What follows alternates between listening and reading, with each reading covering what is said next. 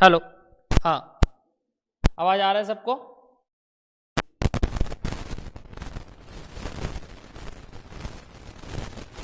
Hello, आवाज आ रहा है? नहीं नहीं कि हाँ?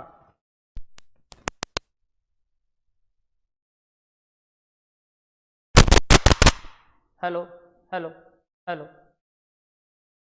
Good afternoon everybody, good afternoon.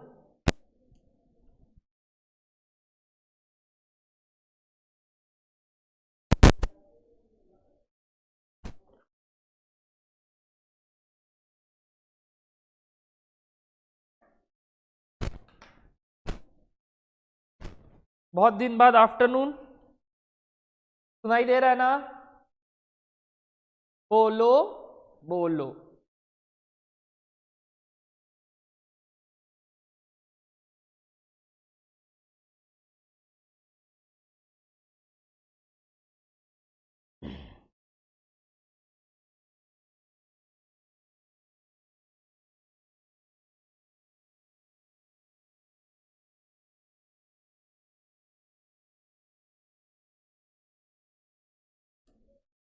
Good afternoon Kinjal, good afternoon Ranjan, good afternoon Payal, good afternoon Anand, good afternoon Hrithik, good afternoon Ranjan, Aditya,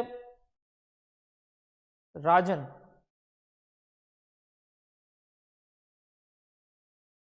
fine fine fine fine fine. Welcome everybody. आज कितना नंबर क्लास है? कॉस्ट शीट का 5th। बाप रे बाप, बहुत लंबा चल गया भैया। अरे लंबा इतना ही होता है। आओ, काफी सारे सम्स होमवर्क दिए गए थे आपको? नहीं, इस बार कम दिया था शायद, 16, 17 और 20। Where your homework? Last class क्या पढ़े थे भैया? कुछ नहीं भैया, लिटरली आप हमको कुछ नहीं पढ़ाए। आप एक सम्स कराए जिसमें लेबर एफिशिएंसी पे कुछ बातें थी, यानी एक ऐसा सम्स कराए थे जिसमें कुछ 3-4 बातें आपने बोली थी कि यार मिस्टेक हो सकता है, और वो सब मिस्टेक आपको ठीक करना था। होपफुली आपने ठीक किया है। मजा आया था last class. Missing figure question किए थे, बस होमवर्क डिस्कशन किए थे और कुछ नहीं किए थे। लास्ट क्लास होमवर्क हुआ था मेनली, और एक सम्स। ठीक है, आज भी होमवर्क डिस्कशन करेंगे और आज एक नया टॉपिक सीखेंगे जिसको बोलेंगे न्यू कॉस्ट शीट या modern cost sheet. Okay everyone, start किया जाए। बोलिए बोलिए बोलिए। Shall we start? या सर, चालू कीजिए। होमवर्क सबका हुआ?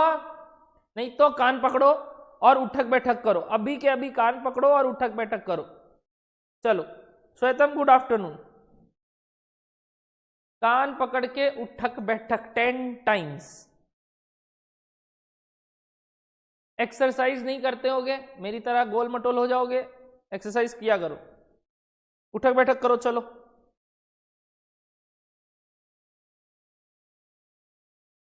नहीं भैया, होमवर्क किए हैं, डिस्कशन कीजिए फटाफट।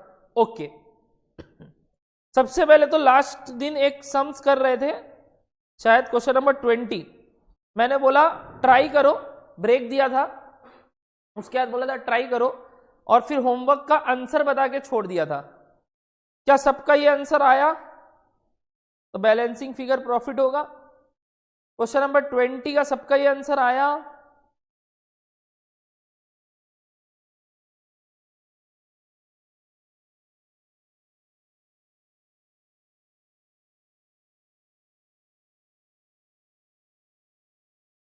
ये रहा क्वेश्चन नंबर 20।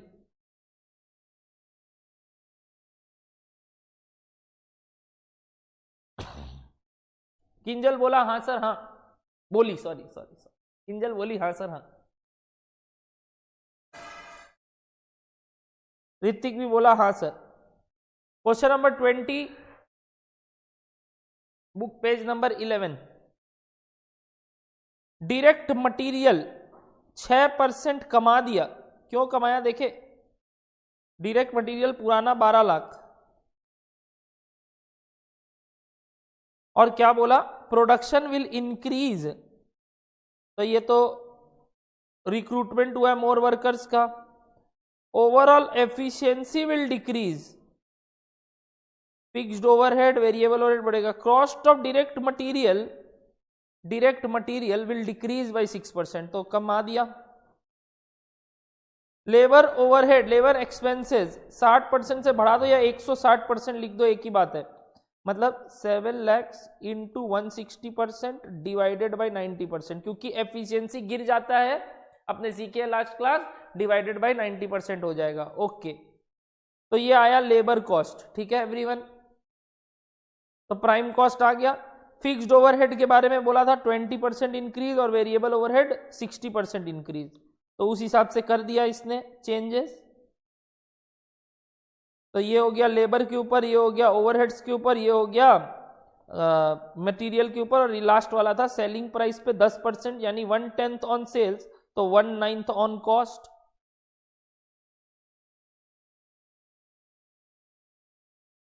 बाबू माल तो तुम उतना ही खरीदोगे ना, कंजम्पशन तो उतना ही होगा। तुमको अगर एक शर्ट बनाना है जिसमें 20 मीटर का कपड़ा लगता है, अब अगर लेबर लेस एफिशिएंटली काम कर रहा है, मतलब वो टाइम ज्यादा लगा रहा है, किंतु मटेरियल तो उतना ही यूज करके वो शर्ट बनाएगा।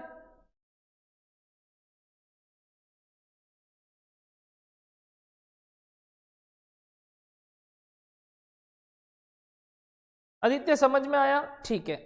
राजन बोल रहा है सर अभी भी मुझे fixed and variable overhead cost sheet में कैसे लेना चाहिए, कंफ्यूजन हो रहा है, will you tell it again. Rajan, अपने लोग को कॉस्ट शीट में ओवरहेड्स हमेशा नीचे लेना है प्राइम कॉस्ट के। अब चाहे वो वेरिएबल हो फिक्स्ड हो, इट डजेंट मैटर, अपने उसको वहीं लेंगे। जैसे अगर फैक्ट्री ओवरहेड है तो अपना वर्क्स कॉस्ट में आएगा, अगर अपना ऑफिस एंड एडमिन है तो सीओपी में आएगा, अगर अपना सेलिंग है तो सीओएस में आएगा।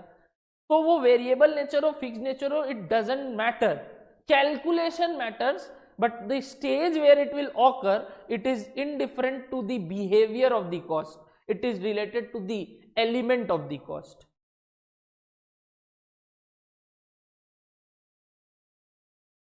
अच्छा,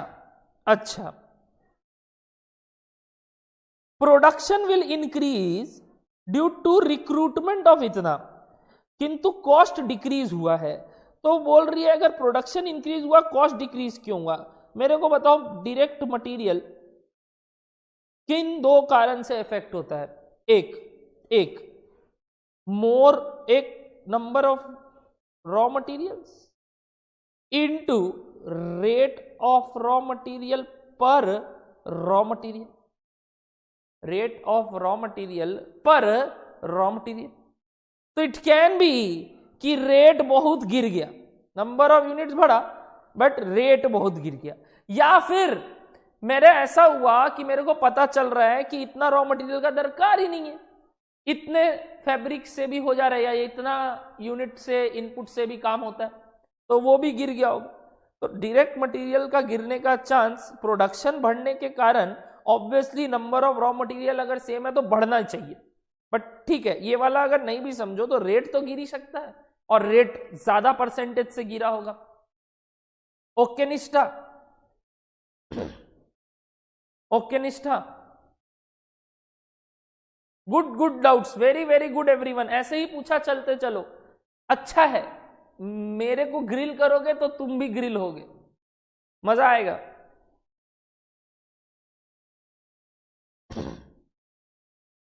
क्या 20 नंबर एवरीबडी क्लियर है? इजी सम्स क्लास में कराना था, होमवर्क दे दिया था। ओके भैया, सब ने ओके बोल दिया। आदित्य बताओ ओके,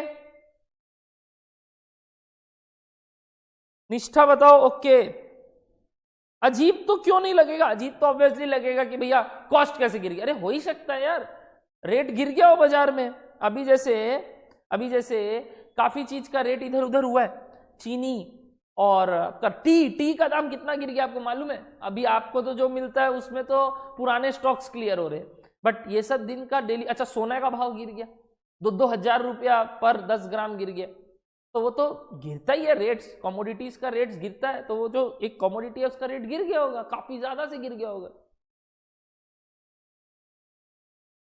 इतना ज्यादा रेट, अरे इससे क्या मतलब होता है? अगर प्रोडक्शन विल इंक्रीज, कितना से इंक्रीज किया ये कहां बोला? ज्यादा बनेगा। कितना से इंक्रीज किया ये कहां बोला बाबू? करेक्ट करेक्ट किंजल ने बोला भैया प्रोडक्शन इंक्रीज हुआ है यानी माल ज्यादा बना है। ठीक है, कितना ज्यादा बोला नहीं बता कि बहुत यूज की बहुत कम, थोड़ा सा इंक्रीज हुआ होगा, थोड़ा सा मान लेते हैं। तो ऑब्वियसली अगर प्रोडक्शन इंक्रीज होता है तो there is a direct relation between direct material consumption in units, there is a direct relation in consumption in units. तो अगर ज्यादा माल बना तो पक्का ज्यादा माल लगा होगा। तो उस लॉजिक से निष्ठा बोली कि भैया डायरेक्ट मटेरियल कॉस्ट तो बढ़ना चाहिए, बट यहां बोल रहा है 6% से गिर गया। Maybe one of the reason जो मैं दे रहा हूं वो यही है कि रेट ज्यादा से गिर गया होगा।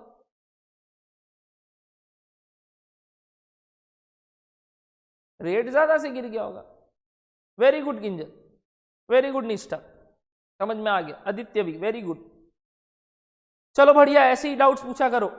बढ़िया, एंटरटेनिंग क्लास लगेगा और कंसेप्चुअल क्लास लगेगा, ना कि रट्टू तोता वाला। आओ, अगला होमवर्क था क्वेश्चन नंबर 16। ठीक है, आओ डिस्कस करें। सबने बनाया है, कोई डाउट? सर इसमें हम लोग आउटपुट यूनिट्स नहीं दिया, इसीलिए हम लोग सारा रेट्स वॉल्यूम पे कैलकुलेट कर दिए। बिल्कुल बिल्कुल बिल्कुल। अगर आउटपुट चेंज के बारे में भी बोलता तो वो चेंज भी इनकॉर्पोरेट करते वेरिएबल नेचर के खर्चों पे। एकदम एकदम सही बात। ऐसा तो मैंने इसीलिए तो एक टफ सवाल पहले करवा दिया था, शायद 10 नंबर था, जो भी लास्ट दिन जाने से पहले, ताकि अब ये सब सवाल आपको दिक्कत ना दे। Very very good everyone.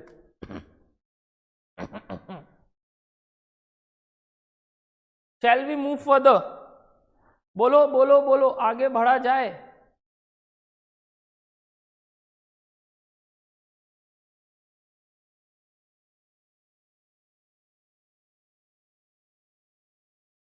बोलो, आगे बढ़ा जाए।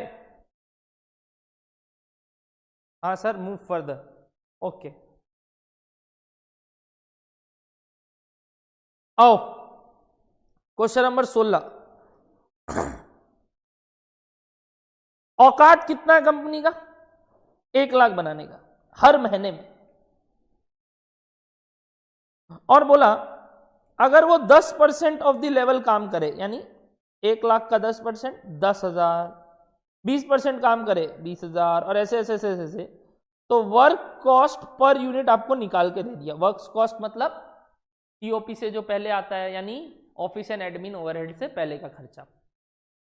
तो वर्क कॉस्ट आपको निकाल के दे दिया, यानी अगर 10% तो 10,000 इंटू 400, 20% तो 20,000 इंटू 390, ऐसे करके खर्चा दे दिया। भैया खर्चा गिर क्यों रहा है लेवल बढ़ने से? आपने एक बात पढ़ा होगा, आपने ये बात पढ़ा होगा, खर्चा गिर नहीं रहा है, पर यूनिट खर्चा गिर रहा है। AC decreases with the increase in number of units. Obviously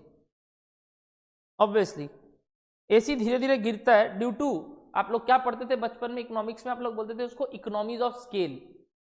आप लोग उसको क्या बोलते थे बचपन में? Economies of scale. और वही कारण है कि फिक्स्ड कॉस्ट इतना नहीं बढ़ता है, उस वजह से पर यूनिट कॉस्ट गिरता है। टोटल कॉस्ट तो ऑब्वियसली बढ़ रहा है।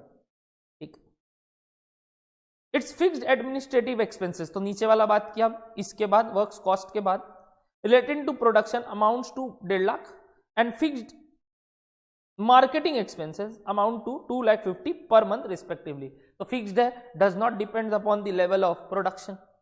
ठीक है, ठीक है। द वेरिएबल डिस्ट्रीब्यूशन कॉस्ट, अच्छा सेलिंग एंड डिस्ट्रीब्यूशन कॉस्ट में वेरिएबल नेचर के भी कॉस्ट है। अब राजन आपको समझ में आ रहा है, वेरिएबल हो फिक्स्ड हो मतलब नहीं है। मतलब किससे है? कौन सा एलिमेंट है। अगर एलिमेंट ऑफिस का है तो ऑफिस का सीओपी में आना है, अगर एलिमेंट सेलिंग का है तो वो सीओएस में आना है। वेदर इट इज वेरिएबल और fixed doesn't matter. Amounts to 30 per unit, तो जितना जितना सोल्ड यूनिट्स होगा, सोल्ड यूनिट्स पे अपने 30 से इंटू कर देंगे। It can market 100% of its output at 500 per unit provided it incurs the following further expenditure। बोल रहा है अगर उसको वो पूरा लाख का लाख माल बेचना है 500 रुपया करके एट द रेट 500 रुपीज करके, तो उसको कुछ और खर्चे उठाने पड़ेंगे अदर देन दी अबव। क्या क्या क्या देखते हैं? बोल रहा है क्या क्या क्या देखते हैं। पहला बोल रहा है कुछ गिफ्ट आइटम्स देना होगा साथ साथ में सेल के साथ। कितना रुपया करके? 30 रुपया करके ऑफ सेल यूनिट्स। यानी कि ये कौन सा खर्चा हुआ? एडवर्टीजमेंट कॉस्ट, गिफ्ट देना, एडवर्टाइज करना, या मार्केटिंग कॉस्ट ही बोल लो, मार्केटिंग कॉस्ट। तो ये कहाँ आना चाहिए बताइए? ये आना चाहिए सेलिंग एंड डिस्ट्रीब्यूशन में। बट अगेन कोई पूछेगा भैया वेरिएबल फिक्स, ऑब्वियसली वेरिएबल है क्योंकि 30 रुपीज पर यूनिट दिया है, बट मायने नहीं रखता, सेलिंग एंड डिस्ट्रीब्यूशन में आना चाहिए। कैलकुलेशन का तरीका अपने नेचर वाइज करते हैं, बिहेवियर वाइज करते हैं, बट आना कहाँ है वो एलिमेंट वाइज देखते हैं। It has lucky draw every month, एक लकी ड्रॉ रखता है वो एवरी मंथ, जिसमें वो फर्स्ट प्राइज को 50,000 देता है सीधा, जो पहले जीता 50,000, सेकंड प्राइज को इतना और थर्ड प्राइज को इतना, और 3 तो कंसोलेशन प्राइज भी देता है, कंसोल करने के लिए। अरे कोई बात नहीं, जीते नहीं तो क्या हुआ, ये लो 5,000 each to customer buying the product. यानी 1 मिनट टोटल कितना खर्चा देता है और एडवर्टाइज या मार्केटिंग करने के लिए? 50 + 25 + 10 और 3 ठो कॉन्जिक्यूटिव, मतलब 5 × 3, यानी यहाँ हो गया 15। तो 15 10 25 25 25 50 और 50 यानी 1 लाख, 1 लाख रुपया और देता है मार्केटिंग नेचर। यानी ये भी सेलिंग एंड डिस्ट्रीब्यूशन में आएगा, किंतु ये अब फिक्स्ड नेचर का हो गया। कोई बात नहीं भैया, कोई बात नहीं। It sponsors a television programme every week, एक टेलीविजन प्रोग्राम के लिए मतलब एड लेता है, वहां पे भी एडवर्टाइज करता है टीवी पे, और उसका 20 लाख रुपया पर महीना लगता है। ठीक है, तो ये 4 खर्चे अलग से करने पड़ेंगे। अच्छा, एक बीच में हम थर्ड छोड़ दिया, तो ये भी सेलिंग एंड डिस्ट्रीब्यूशन आ गया। It spend 1 lakh on refreshment served every month to his customer. अपने भी जाते हैं ना साड़ी वाड़ी का दुकान में मम्मी के साथ, बड़ा मजा आता है, सैंडविच मंगवाया जाता है, कोल्ड ड्रिंक मंगाते हैं, और अपना कोई मकसद नहीं है, साड़ी ना पता है कैसा होता है ना क्या दाम का है, किंतु मजा बड़ा आता है मम्मी लोग के साथ साड़ी खरीदने में, क्योंकि वो लोग जब जाती है तो हम लोग बच्चा लोग को देख के फ्रेंच फ्राइज मंगा दे, फ्रेंच फ्राइज, या फिर सैंडविच मंगा दे, सैंडविच क्या खाएगा लल्ला। तो बड़ा मजा आता था वो सब टाइम पे। तो वो सब जो रिटेन करना, अरे आ रहा है खाना आ रहा है, देखिए और माल देखिए, और खरीदिए, सब स्ट्रैटेजी है। तो रिफ्रेशमेंट कॉस्ट वो भी लगता है, और वो 1 लाख रुपया महीना में खर्चा होता है। ये सब चीज से बेनिफिट ही होता है। देख लो माल ज्यादा बिकता है। ठीक है भैया, मजा आ रहा है। हाँ, तो ये सब 4 खर्चे हो गए सेलिंग एंड डिस्ट्रीब्यूशन के। और तो बोल रहा है it can market 30% of output, यानी ये 30 वाला या 100 वाला। 100 वाला के लिए क्या क्या करना होगा पता चल गया, और 30% के लिए ऑब्वियसली इतना ऊपर तक करने से चलेगा, इतना तक। और उसका रेट बोला 550 करके बेचेगा, without incurring any of the expenses referred to above A to D। A to D मतलब 1 to 4 होना चाहिए, ऐसे 1 to 4। ठीक है, लगता है साड़ी वाला बात अच्छा नहीं लगा, पीछे मम्मी सुन रही है क्या? Advise the company on the course of action, so the supporting cost sheet. Cost sheet बनाना है सपोर्ट में। क्वेश्चन करना क्यों है? To advise the company on its course of action. Course of action मतलब उसको डिसीजन लेना है कि आज जो मैं करेंटली 30% पे ऑपरेट कर रहा हूं वर्सेस अगर मैं 100% पे ऑपरेट करूं, तो क्या मेरे को एग्जिस्टिंग से ज्यादा फायदा होगा कि कम फायदा होगा कि सेम फायदा होगा? बताइए, आप कैसे डिसीजन दोगे? आपको उसके लिए कॉस्ट शीट बनाना होगा, और उसी लिए उसने बोला कॉस्ट शीट बना दो सपोर्टिंग, देखने के लिए किस में ज्यादा फायदा हो रहा है। तो आप 2 ठो बनाएंगे, एक बनाएंगे 30% पे, एक बनाएंगे 100% पे। 30% पे जितना खर्चा लगा और सेल्स आया, बैलेंसिंग फिगर प्रॉफिट, वैसे ही 100% पे जितना खर्चा लगा, सेल्स आया, बैलेंसिंग फिगर प्रॉफिट। अगर 100% पे प्रॉफिट का अमाउंट ज्यादा है देन 30%, तो we will advise the company कि आप ये सब खर्चे इनकर करो and go for 100% level of production. अगर नहीं है तो क्या एडवाइस करोगे? नहीं भाई 30 पे ही चला ले, ज्यादा बेनिफिट है। ये सब खर्चा करने से जो तेरा एक्स्ट्रा रेवेन्यू आ रहा है उससे तेरा एग्जिस्टिंग लेवल ऑफ प्रॉफिट से तुम ज्यादा नहीं कमा पाएगा। बोलो समझ में आ रहा है भैया? अगर सेम आ रहा है इनडिफरेंट है, 30 करो 100 करो, बात एक ही। बोलो बोलो बोलो, क्लियर हो रहा है क्या? सम्स करना क्या है अब समझ में आया? भैया हम लोग कर ही चुके थे, बट इतना सोचे नहीं जितना आप सोचवा दिए अभी। वेरी वेरी गुड, सोचना चाहिए, बिना सोचे काम नहीं होता। Since the complete details are available we should cost sheet of the two in order to decide the course of action. ठीक है, आपको लिखना चाहिए था यहाँ कॉस्ट शीट फॉर इतना और लास्ट में एडवाइस देना है, वो एडवाइस इसने दिया नहीं, एडवाइस देना होगा। ठीक है, रेट ऑफ प्रॉफिट नहीं, अब तो अमाउंट रे पैसा में चाहिए ना। अरे निष्ठा, मैं बोल रहा हूं आप रुपया जितना भी लगा रहे हो यहाँ पे, आपका तो पता चल गया ना रुपया जितना भी लगाया। अब आप बताओ मेरे को 30,000 और 1 लाख, रेट ऑफ प्रॉफिट कैसे निकालोगे? पर यूनिट ही तो निकालोगे आप, पर यूनिट निकालोगे या क्वांटम में चाहोगे कि ज्यादा कमाना है आपको? अरे भाई मैं खर्चा कर रहा हूं तो मेरे को ज्यादा प्रॉफिट चाहिए, पर यूनिट प्रॉफिट से क्या लेना देना? पर यूनिट प्रॉफिट के हिसाब से तुम ये बोलना चाह रही है, देखो निष्ठा तुम्हारा वाला बात जो गलत कैसे होगा कि पर यूनिट प्रॉफिट के हिसाब से तो मैं चाहूंगा कि 30,000 कर करके 1 लाख बना लो, वो अलग बात है। तुम जो थिंकिंग में हो, मैं बताता हूं तुम्हारा थिंकिंग कहां जा रहा है। तुम बोल रहे हो भैया 30,000 में अगर सपोज 30 लाख का मुनाफा हो रहा है, यानी आप बोल रहे हो कि 10 रुपया करके मैं कमा रहा हूं, 30 रुपया नहीं 100 रुपया करके मेरा प्रॉफिट है। ठीक है, अगर 100 रुपया करके मेरा प्रॉफिट है ना भैया, और यहां पे अगर मैं सपोज 1 लाख यूनिट बना के 40 लाख रुपया कमा रहा हूं, तो मेरा 40 रुपया ही प्रॉफिट है। तो अगर मेरा 100 रुपया प्रॉफिट है और यहाँ 40 रुपया प्रॉफिट है, तो भैया मैं ये 30,000 वाला करूंगा। निष्ठा देखो, क्या समझ में आया मेरा लॉजिक? हाँ भैया समझ में आ रहा है आपका कि ये 30,000 के बाद 100 रुपया प्रॉफिट तो कमा लोगे, बट क्या 30 लाख ही कमा पाओगे? क्योंकि जैसे ही 30,000 से ऊपर बनाने लगोगे कि वापस से वो जीरो से स्टार्ट नहीं होगा हर चीज, वो तुम्हारा कॉस्ट उस हिसाब से इनकर होगा जो 1 लाख तक का है। क्या मेरा बात समझ में आया निष्ठा तुमको? ये वाला डाउट भी लोगों का अब आता, एवरीबडी ये डाउट अगर निष्ठा का आया तो आपको भी समझ में आया वो जो बोल रही है। बोलिए भैया 100 रुपया कमाएंगे, 40 रुपया पर यूनिट कमाएंगे, तो हम तो 100 वाला करेगा ना ना ना ना ना, टोटल क्वांटम देखो, क्योंकि ऐसा थोड़ी है कि 30,000 वापस से जीरो से 30,000 जाएगा। वंस अगेन सर, बिल्कुल बिल्कुल बिल्कुल एकदम लॉजिकल बात कर रहा हूं। 30,000 यूनिट बनाया, 30 लाख रुपया कमाया, यानी 100 रुपया पर यूनिट कमाया। 1 लाख यूनिट बनाया, 40 लाख रुपया प्रॉफिट कमाया, 40 रुपया कमाया पर यूनिट। तो पर यूनिट के हिसाब से तुम सोच रहे होगे कि भैया 100 रुपया पर यूनिट है 30,000 के लिए, तो पक्की बात है अगर मैं 30 का 60 करूंगा तो भी क्या इतना ही होगा? यानी अगर 30 को ही 1 लाख तक करे तो क्या मेरा पर यूनिट कॉस्ट अभी 100 ही रहेगा? बताइए हाँ कि ना। अगर ऐसा होता है तब तो obviously sky is the limit, unlimited production करो। बट जैसे जैसे यूनिट बढ़ रहा है कॉस्ट इंक्रीज करता है टोटल वे में, पर यूनिट प्रॉफिट गिरता है किंतु क्वांटम ऑफ प्रॉफिट बढ़ता है। देखो मैं जो बोलना चाह रहा हूं मैं यही बोल रहा हूं, 30,000 यूनिट के हिसाब से 100 रुपया प्रॉफिट आया पर यूनिट, बट क्या 100 रुपया प्रॉफिट ही तुम 1 लाख में कमा पाता?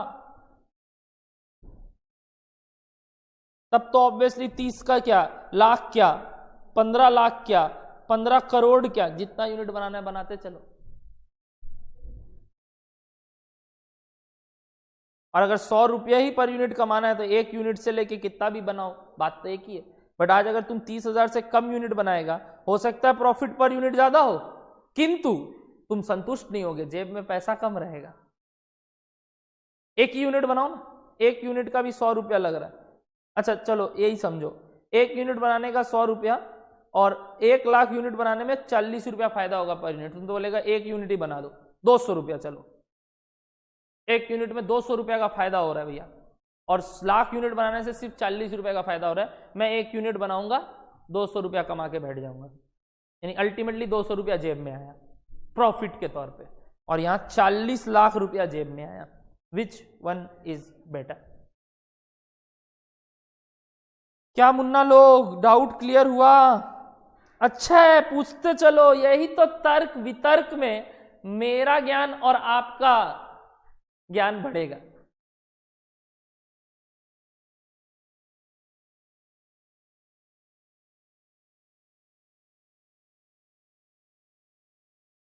Done everyone?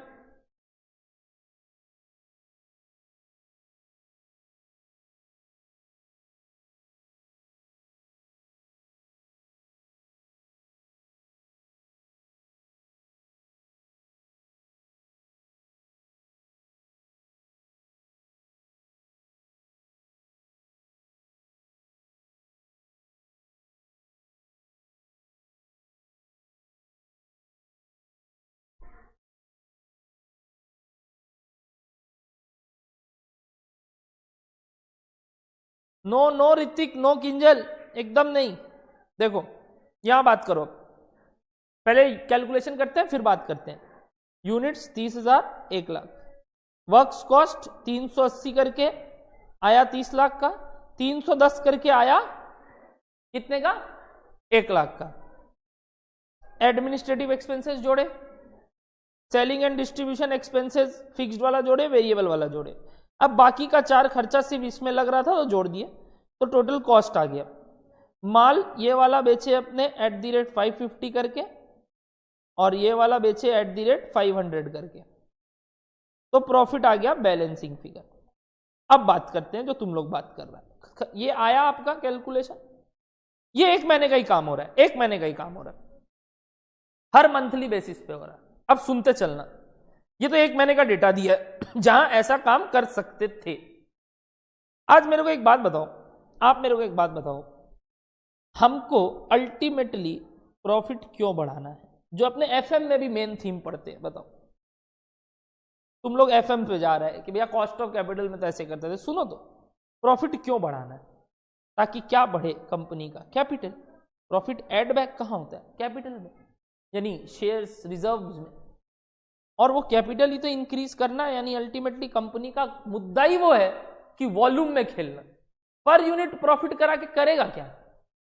शेयर होल्डर को तो देना है, तो profit divided by number of shares करो। आपको ये समझना होगा कि ये जो प्रॉफिट है ये कैपिटल के साथ लिंक्ड है। आप अगर पर यूनिट के हिसाब से देखेंगे तो कॉस्ट ही देख लो, आप तो तब बोल दोगे भैया एवरेज कॉस्ट जिसमें कम है वो करो। तो माल बेचे वो फैक्टर, कितना में माल बेचे, आओ फैक्टर्स दिखाते हैं आपको कितना फैक्टर्स काम करता है। सपोज 1 यूनिट का लगा 100 रुपया खर्चा, टोटल सब मिला के पर यूनिट। 5 यूनिट का लगा टोटल खर्चा 400 रुपया, यही तो पढ़े थे सेमी वेरिएबल कॉस्ट में कि 5 का सीधा 500 नहीं लगेगा। तो ये 5 यूनिट का पर यूनिट कॉस्ट है, 5 यूनिट के हिसाब से पर यूनिट कॉस्ट है, ठीक है। और ये आपका 1 यूनिट के हिसाब से है, 5 यूनिट के हिसाब से, 1 यूनिट के हिसाब से। सॉरी, ये 5 का टोटल है, टोटल कॉस्ट है, टोटल कॉस्ट है 1 यूनिट का और 5 यूनिट का। अब अगर आप पर यूनिट निकालते तो आप बोलोगे ये 100 लग रहा है और ये कम लग रहा है, तो भैया ये वाला कर लेते हैं। 5 यूनिट का कॉस्ट 400 लग रहा है, यानी पर यूनिट के हिसाब से अगर देखा जाए तो यहाँ 80 रुपया ही लग रहा है, यहाँ 100 रुपया लग रहा है। Let's go for this one.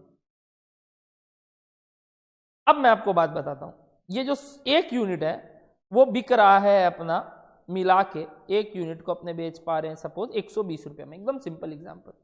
कितना का प्रॉफिट लिया? 20 रुपये का। किंतु जैसे ही 5 यूनिट बनाने लग गए ना, या 5 यूनिट बेचने का टाइम आया तो बिक नहीं रहा है। ये भी तो हो सकता है, डिमांड ही नहीं है मार्केट में, किंतु बनाने से कॉस्ट कम लग रहा है तो बना लेते हैं। अरे बिकना भी तो चाहिए, बिकने के लिए कम दाम रखना पड़ा भैया, बहुत कम दाम रखना पड़ा, मार्जिन एकदम कम करना पड़ा, मार्जिन एकदम कम करना पड़ा। कितना में बेचना पड़ रहा है भैया? 82 रुपीज में। चलो 82 एकदम सेम हो जा रहा है, 81 रुपीज में। 81 रुपीज में अगर बेचोगे, 81 रुपीज में, फटाफट बताओ 81 × 5 कितना हो जाएगा? 405 रुपया। यानी 400 का खर्चा 405 रुपया में बेचे तो कितना का कमाई हुआ? 5 रुपया ही। यहां कितने का कमाई हुआ? 20 रुपए का। समझे? समझे? कुछ एकदम लॉजिकली पकड़ो, सारे फैक्टर्स काम आते हैं। टोटल प्रॉफिट कितना आया? यहाँ 5 रुपया, यहाँ कितना आया? 20 रुपया। नहीं भैया 1 ही यूनिट बनाओ। अरे भैया 5 यूनिट बनाने में खर्चा कम लग रहा है, अरे बिक ही नहीं पा रहा है। तो sales is also one of the factor, there are n number of factors. तो आपको क्वांटम से मतलब है। Very very good.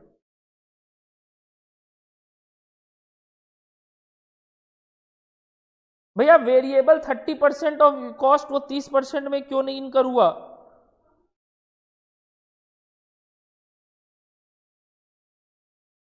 कौन सा बाबू? वेरिएबल डिस्ट्रीब्यूशन अमाउंट ऑफ 30% हुआ है, क्यों नहीं होगा? ये तो रहा वेरिएबल डिस्ट्रीब्यूशन 30% में भी लेंगे और 100 में भी लेंगे। तो तुम लिए हैं 30 रुपया जो वेरिएबल है 30% में भी इनकर होगा, कौन बोला नहीं होगा? बोलो ना, सबको समझ में आ रहा है ना? अच्छा है, ऐसे रगड़ो ना। लाइव क्लास होगा जल्दी, मार्च में बात चल रहा है खुलने का, तब तो और मजा आएगा जुगलबंदी करने में। बट अभी भी मजा आ रहा है मेरे को ऐसे व्हाट मैसेज पढ़ के आपको रिप्लाई करने में।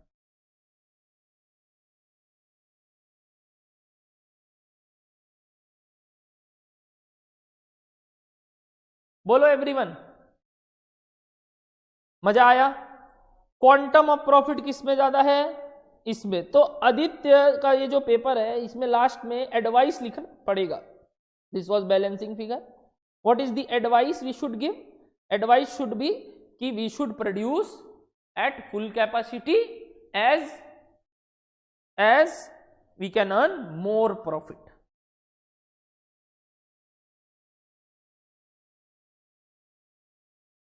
नहीं नहीं, ऐसा कुछ नहीं बोला मैं, तब ऐसा कुछ नहीं बोला। ये रहा लाइन, ये रहा line, the variable distribution amount to 30 per unit, ये तो पहले का ही है। फिर बोला इट कैन मार्केट इतना फॉलोइंग एक्सपेंडिचर, वो ये 4 ही है। कहता हूं वो ये 4 ही है। वो 30 रुपया वाला तो 30% में होगा। ठीक, 17 number last question of the last class जो होमवर्क था। X has a small furniture factory, blah blah blah blah blah. It can make 15,000 in a year, यानी number of small tables बताया। Last year he made and sold 10,000. Last year वो 10,000 बनाया था और 10,000 बेच दिया, और उसका कॉस्ट पर टेबल वॉज 55। पिछले साल कॉस्ट लगा था 55 रुपया करके। मेडअप ऑफ एज, खर्चा में क्या डिवीजन है? 30 रुपया का मटेरियल लगा था, 10 रुपये का लेबर लगा था, और ओवरहेड फिक्स था। Recovered at the rate 50% of material 15 रुपया। मतलब जैसे लेबर पे दिया था ना ओवरहेड्स का 30% of factory cost, 60% of labour, इस बार बोला मटेरियल का 50% है। तरीका है रिकवर करने का। रिकवर का मतलब क्या होता है? मतलब कितना लग रहा है वो तो एक एस्टिमेशन। जैसे आप भी देखो, जब आप धंधा करोगे ना, आप बोलोगे यार इलेक्ट्रिसिटी इतना लगता है, इतना लगता है, इतना लगता है, इतना लगता है, टोटल करते हैं, डिवाइड करते हैं, निकालते हैं। जरूरी नहीं। आप एक बार जब काम कर लेते हो आपको इतना पड़ जाता है मोटा मोटी, अगर मेरा मटेरियल का 100 रुपया लगता है, लेबर का 60 रुपया लगता है, इसका 30 रुपया लग रहा है, मोटा मोटी एवरेज समझ में आ जाता है। तो अपने आप डायरेक्टली अगली बार वापस पर यूनिट नहीं निकालेंगे, रफ एस्टिमेशन लेके 30 रुपया लग रहा है, मतलब लेबर का आधा लग रहा है और मटेरियल का 30% लग रहा है, उस हिसाब से रफ कैलकुलेशन करते हैं। अब्जॉर्ब मतलब रिकवर करना। ठीक, उस तरीके से रिकवर हो रहा है 50% में। ठीक है, इन डेप्थ पढ़ेंगे जब फैक्ट ओवरहेड का चैप्टर पढ़ेंगे। Prices are fixed by adding additional standard margin of 10%, और 10% का मार्जिन कैलकुलेट किया जाता है और प्राइस सेट किया जाता है। If the total cost to the total cost arrived as above for the current year due to a fall in cost of material. लो, खर्चा कम हो गया, मटेरियल का रेट गिर गया, total cost was determined at 40 per table, यानी 1 minute, as under 40 per table. कैसे तोड़ा हुआ है? दाम 30 का 20 हो गया, 10 रुपया गिर गया, लेबर सेम रहा, तो ओवरहेड भी ऑफ कोर्स हमको कम रिकवर करना पड़ेगा। पहले 15 रुपया आया था 50% ऑफ ये, अब 10 रुपया हो जाएगा 50% ऑफ 20। तो x maintain its standard margin, बोला अभी भी मैं 10% ही लूंगा अपने कॉस्ट का, चाहे खर्चा गिर गया हो, मार्जिन का परसेंटेज उतना ही रखूंगा। Sales were at the same level as in previous year. Sales were at the same level as previous year, यानी कितना? 10,000. You are required to determine the profit or loss for the current year. Number 2, compute the price that should be charged in the current year to yield the same profit as in the previous year. अगर उतना ही profit कमाना है previous year जितना, तो इस साल कितना price रखे, और यहां बोल रहा है प्रॉफिट और लॉस निकालने। चलो आओ सम्स देखते हैं। आओ, यही था सम्स। आओ, ये देखो मैंने पहले से करके रखा, मैंने किया है। हाँ, तो कितना सुंदर हैंडराइटिंग है मेरा। कॉस्ट शीट 10,000 यूनिट्स, ठीक है। तो 10,000 क्यों लिखा, 15 क्यों नहीं लिखा?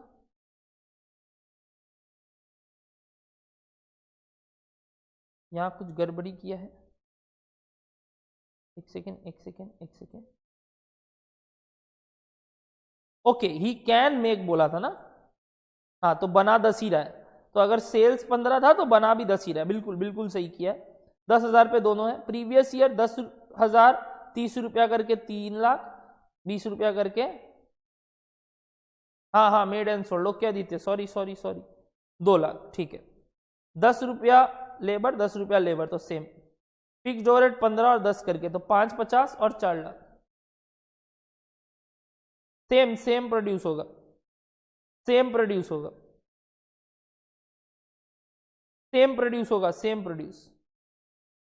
दिस ईयर भी सेम प्रोड्यूस होगा, ठीक है। ही कैन मेक 15, बट अगर कुछ बोला नहीं तो बोलेंगे सेम ही प्रोड्यूस किया है, ठीक है। हाँ,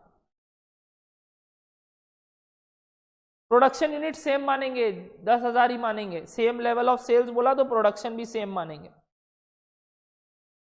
add profit 10% of the cost, क्योंकि बोला था यहां देखो, profit is 10% of is total cost of sales. तो कॉस्ट ऑफ सेल्स आ गया, तो 10% कॉस्ट ऑफ सेल्स निकला, प्रॉफिट आ गया, ये आ गया। तो प्राइस कितना हो गया, 60.5 और 44। तो करेंट ईयर प्रॉफिट मांगा था 40,000 आंसर। 15,000 अज्यूम नहीं कर सकते, बिका 10,000 है तो 10,000 ही करो। वैसे करोगे तो फर्क नहीं पड़ता है, तुम्हारा स्टॉक जो क्लोजिंग स्टॉक है, अल्टीमेटली देखो तुम्हारा कॉस्ट ऑफ सेल्स इतना ही आ रहा होगा। निष्ठा कॉस्ट ऑफ सेल्स कितना आ रहा है बाबू, कॉस्ट ऑफ सेल्स कितना आ रहा है? ये कॉस्ट ऑफ सेल्स नीचे का ही लिखा है, वापस से ये हटा। ओ 10% ऑफ कॉस्ट ऑफ सेल्स, तब ठीक है। निष्ठा तुम्हारा कॉस्ट ऑफ सेल्स 4 लाख ही आ रहा होगा, हाँ तब ठीक है, चल मान सकते हो, क्योंकि तुम्हारा क्लोजिंग स्टॉक में वो चीज माइनस हो जाएगा जो ऊपर तुमने एक्स्ट्रा खर्चा ले लिया, कोई दिक्कत नहीं। तो प्राइस आ गया 44 और 60.5 करंट ईयर का प्रॉफिट। अब बोल रहा है अगर क्वांटम में सेम प्रॉफिट रखे, यानी खर्चा 4 लाख और कमाना हमको 55% है, 10% ऑफ दिस सीओएस नहीं, यानी 40 नहीं। अब हमको कमाना यहाँ 55,000 है, तो 4 लाख प्लस 55,000 4,55,000 मेरा खर्च सेल्स होना चाहिए, टोटल सेल्स। और 10,000 यूनिट का माल बिक रहा है, तो 45.5 इतना divided by 10,000। Very very very good Aditya, ये मेरा नहीं है, ये आदित्य का है। बिल्कुल बिल्कुल सही, बिल्कुल सही।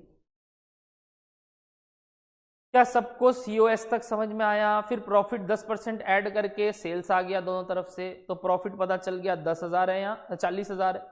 बट बोल रहा है अगर पुराना वाला 55,000 ही प्रॉफिट होता तो कॉस्ट तो 4 लाख प्लस 55,000 यानी 4,55,000, तो रेट हो गया आपका 45.5। करना नहीं चाहिए वर्किंग्स में शॉर्टकट, अप्लाइड कर सकते हो, कोशिश नहीं करना चाहिए। वो ऑब्वियसली एग्जाम हॉल में अलग रफ्तार में सम्स करते हो तो वो सब गलतियां होती है या छूटती हैं, इग्नोरेबल है। बट जब होमवर्क कर रहे हो ट्राई करो, पूरा करो, ठीक है भैया। दैट्स इट, इतना ही आपका होमवर्क था। एवरीवन इजी था होमवर्क, समझ में आ गया? बोलिए, बोल दो, बोलना दिल में है जो छिपा। वाओ वाओ भैया वाओ, कितने अच्छे हैं आप। ओके आज अपने ना अब न्यू कॉस्ट शीट करेंगे और मोटा मोटी चैप्टर को अंत कर देंगे। नेक्स्ट क्लास सिर्फ थोड़े बहुत क्वेश्चंस अंत करने वाले हैं अपने चैप्टर का आज, अंत। इसका गला घोट के मार देंगे और इसका अंतिम संस्कार भी कर देंगे। बस चलो, बस भैया, हाँ बस, ज्यादा नहीं, अंतिम संस्कार भी करेंगे। आओ,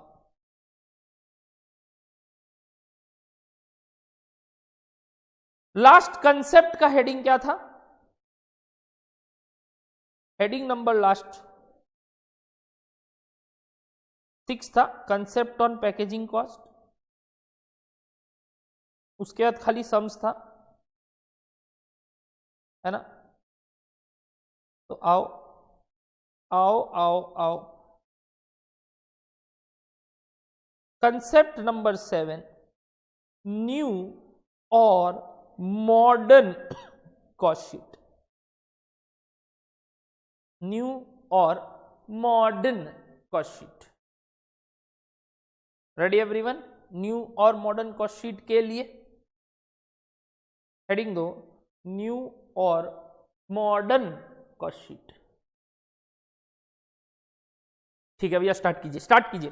कुछ ज्यादा बदलाव नहीं है, हल्का फुल्का इधर का उधर एंट्री है, वो मैं आपको समझाऊंगा ऐसा क्यों है, बट पहले बनाना स्टार्ट करो। आओ, रुपीस रुपीस पर्टिकुलर फॉर्मेट बनाते हैं, चलते चलो।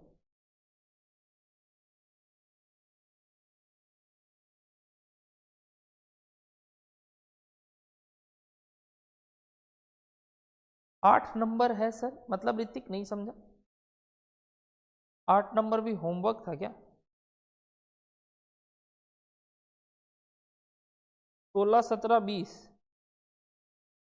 8 नंबर होमवर्क तो डिस्कस करवा चुका हूं पहले ही।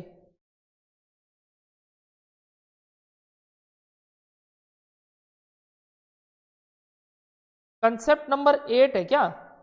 तो 7 का था।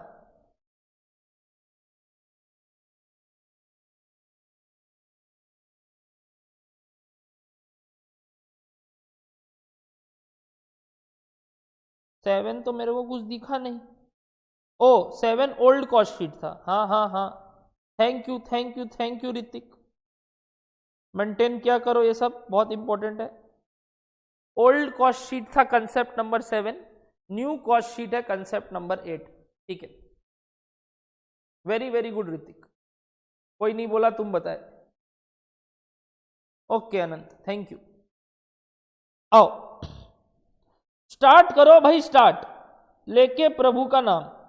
Opening stock of raw material, opening stock of raw material plus purchases and cost related to it minus closing stock of raw material,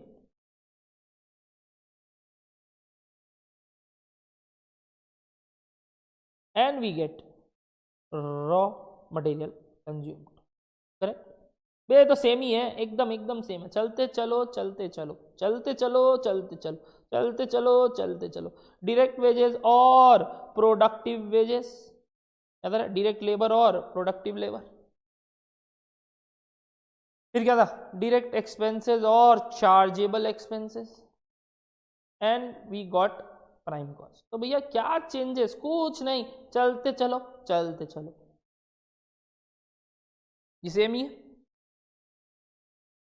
पुराना वाला ही। ठीक ठीक, चलते चलते। फिर आता था works less production less manufacturing less factory overheads. चलते चलो and we get gross factory cost for FG and correct correct. यहां तक तो ओल्ड कॉस्ट शीट भी यही बात बोलता है। हाँ भैया यही बात बोलता है, तब क्या चेंजेस है बस बता रहा हूं। अब चेंजेस आएगा, रुको। इसके बाद सीधा आएगा नेट, वही था भैया, FC for FG, net FC for FG। मतलब क्या एडजस्ट होगा बताइए? क्रॉस से नेट आएगा। क्या एडजस्ट करते थे इन दोनों के बीच में अपने ओल्ड कॉस्ट शीट में? चलिए दिखाता हूं भैया, दिखाने का दरकार नहीं है, हम लोग को याद है, इससे बढ़िया बात हो ही नहीं सकता।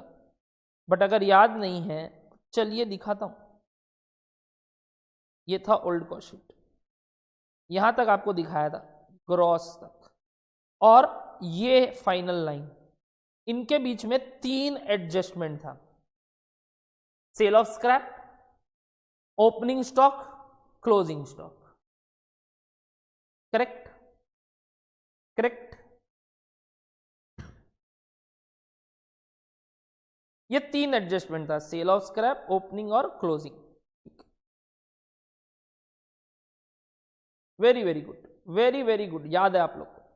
किंतु अब ये तो पक्का है WIP हट गया नीचे, तो यहां तो plus opening stock of WIP होना है minus closing stock of WIP, ये तो होना है, ये तो हबे ही हबे। किंतु एक चीज तो चला गया, कौन सा? स्क्रैप वाला बात। स्क्रैप वाला बात भैया गायब कर दिए। भैया ग्रॉस से नेट आने के लिए आपने बोला था पहले स्क्रैप कर दो, फिर नेट से नेट आने के लिए वापस आपने WIP एडजस्टमेंट बताया था, बट आप न्यू कॉस्ट शीट में बोल रहे हैं स्क्रैप वाला पार्ट अभी नहीं होगा, स्क्रैप वाला पार्ट अभी नहीं होगा, किंतु लेस तो होगा। पुराने कॉस्ट शीट में कहां लेस करते थे मुन्ना? पुराने कॉस्ट शीट में कहां लेस करते थे भैया? COP या वर्क्स कॉस्ट जो निकाले उसका नेट करने में। यहां भी बोला वहीं आएगा, यहां भी बोला सेल ऑफ स्क्रैप आएगा, बट बाद में आएगा, बट बाद में आएगा। क्यों आएगा बाद में? का लॉजिक देता हूं, ध्यान से सुनना। उसके लिए आपको कुछ नए नए खर्चे बताता हूं। Number 1, research and development cost. Number 2, quality control test. Wow wow wow, दोनों जबरदस्त वर्ड है, वापस से बोलिए भैया। Research and development cost, quality control test cost, या क्वालिटी चेक कॉस्ट, ठीक है, test cost, quality test cost, ठीक है। चलो आओ समझाता हूं, नाम से थोड़ा बहुत समझ में आ रहा होगा। रिसर्च एंड डेवलपमेंट मतलब प्रोडक्ट के पीछे जो अपने माथा लगाए, मतलब फोर्सी किए कि ये माल ऐसा बनना चाहिए, इसमें चलो एक्सपेरिमेंट करते हैं, 10 चीज बनाते देखते हैं, और उसमें भी खर्चा लगेगा। रिसर्च एंड डेवलपमेंट करने के लिए काफी सोच किए, लोगों से जाके मिले, बात किए, इसमें और खर्चा किए, ट्रैवलिंग एक्सपेंसेस किए, 10 जगह घूम के आए।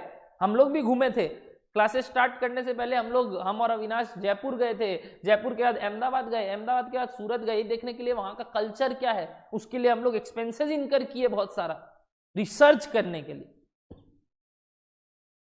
ये सब कॉस्ट आप लोग अकाउंट्स में भी पढ़ते थे, शुरू में जो आप लोग उसको प्रिलिमिनरी एक्सपेंसेस बोल के रख देते थे। और बताता हूं, और क्वालिटी टेस्ट कॉस्ट क्या होता है भैया? ये क्वालिटी टेस्ट कॉस्ट क्या बोल रहे हैं आप? ये क्या मतलब, क्या हुआ क्वालिटी टेस्ट कॉस्ट? आज हमको एक बात बताओ, आपका माल बन के निकलता है, क्या ऐसा हो सकता है कुछ उसमें डिफेक्टिव आए?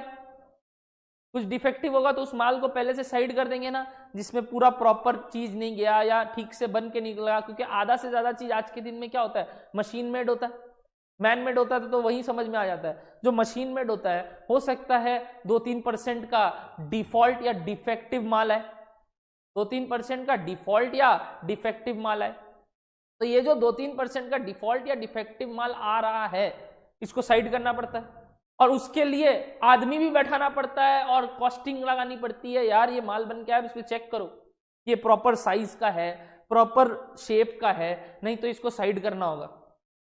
अब जब साइड करेंगे तो वो स्क्रैप बनेगा और वो बिकेगा। यानी स्क्रैप का खर्चा क्वालिटी टेस्ट के बाद, स्क्रैप का इनकम क्वालिटी टेस्ट के बाद आता है, क्योंकि क्वालिटी टेस्ट जब तक नहीं करेंगे, क्वालिटी का मैच नहीं करेंगे, तब तक वो स्क्रैप बना कैसे? तो वो सब जो स्क्रैप आता है इसीलिए बोला उसको एडजस्ट वहां नहीं, थोड़ा नीचे करो, जब ये खर्चों को आप इनकर कर लो या इसके खर्चे आप नोट कर लो। अब बताओ ये खर्चे आने कब हैं? ऑब्वियसली ये खर्चा कब का है? प्रोडक्शन के टाइम का है। अभी तक तो माल इस पे काम नहीं हुआ है, और तो और क्वालिटी चेक जब तक नहीं होगा तब तक प्राइमरी पैकिंग नहीं होगा। ये कैसा लगा सुन के? जब माल देख लिए कि नहीं ये पॉट में खड्डा है, छेदा है, जो भी है, पुचका बनता है ना, फिर वो पुचका वाला भी क्या करता है, उसको चूरमूर में डाल देता है स्क्रैप बन गया ना उसका, या फिर उसको सूखा पुचका देने के लिए काम आता है। वो सब जो पतला पतला निकलता है वो अपने को फाउल पुचका देता है उससे। मेन पुचका में नहीं यूज करता है। तो सब क्वालिटी टेस्ट वो लोग भी पास करता है, जो इतना सारा पुचका बनाता है उसका वो छुटर मुटर पुचका निकलेगा ही, काफी खराब हो जाएगा, काफी फूट जाएगा, काफी फेंकना पड़ेगा, तो वो सब होता है उसके साथ भी, ये सब होता है। तो प्राइमरी पैकिंग तब तक नहीं होगा कि वो पुचका बेचेगा जो खाली, चलो बीकाराम है जो खाली पुचका बेचता है, पुचका का मतलब वो जो मेन चीज है बना के नहीं देता, तो वो तो प्राइमरी पैकिंग करने से पहले पुचका का क्वालिटी टेस्ट करेगा, ये पुचका ठीक है कि नहीं, फट टूटा हुआ तो नहीं है, इसमें कोई दिक्कत तो नहीं है, साइज एंड शेप और कुरकुरापन सब चेक करता है वो लोग, देखता है उसको ठीक से। तो ये जो खर्चे आजकल नए मॉडर्न खर्चे आ गए, उसको भी कॉस्ट शीट में इनकॉर्पोरेट किया गया। तो नेट फैक्ट्री कॉस्ट और एफजी से अपने लोग को जो सीओपी तक जाना है, उसमें देखो अब क्या क्या खर्चे आ गए नए, रिसर्च एंड डेवलपमेंट कॉस्ट,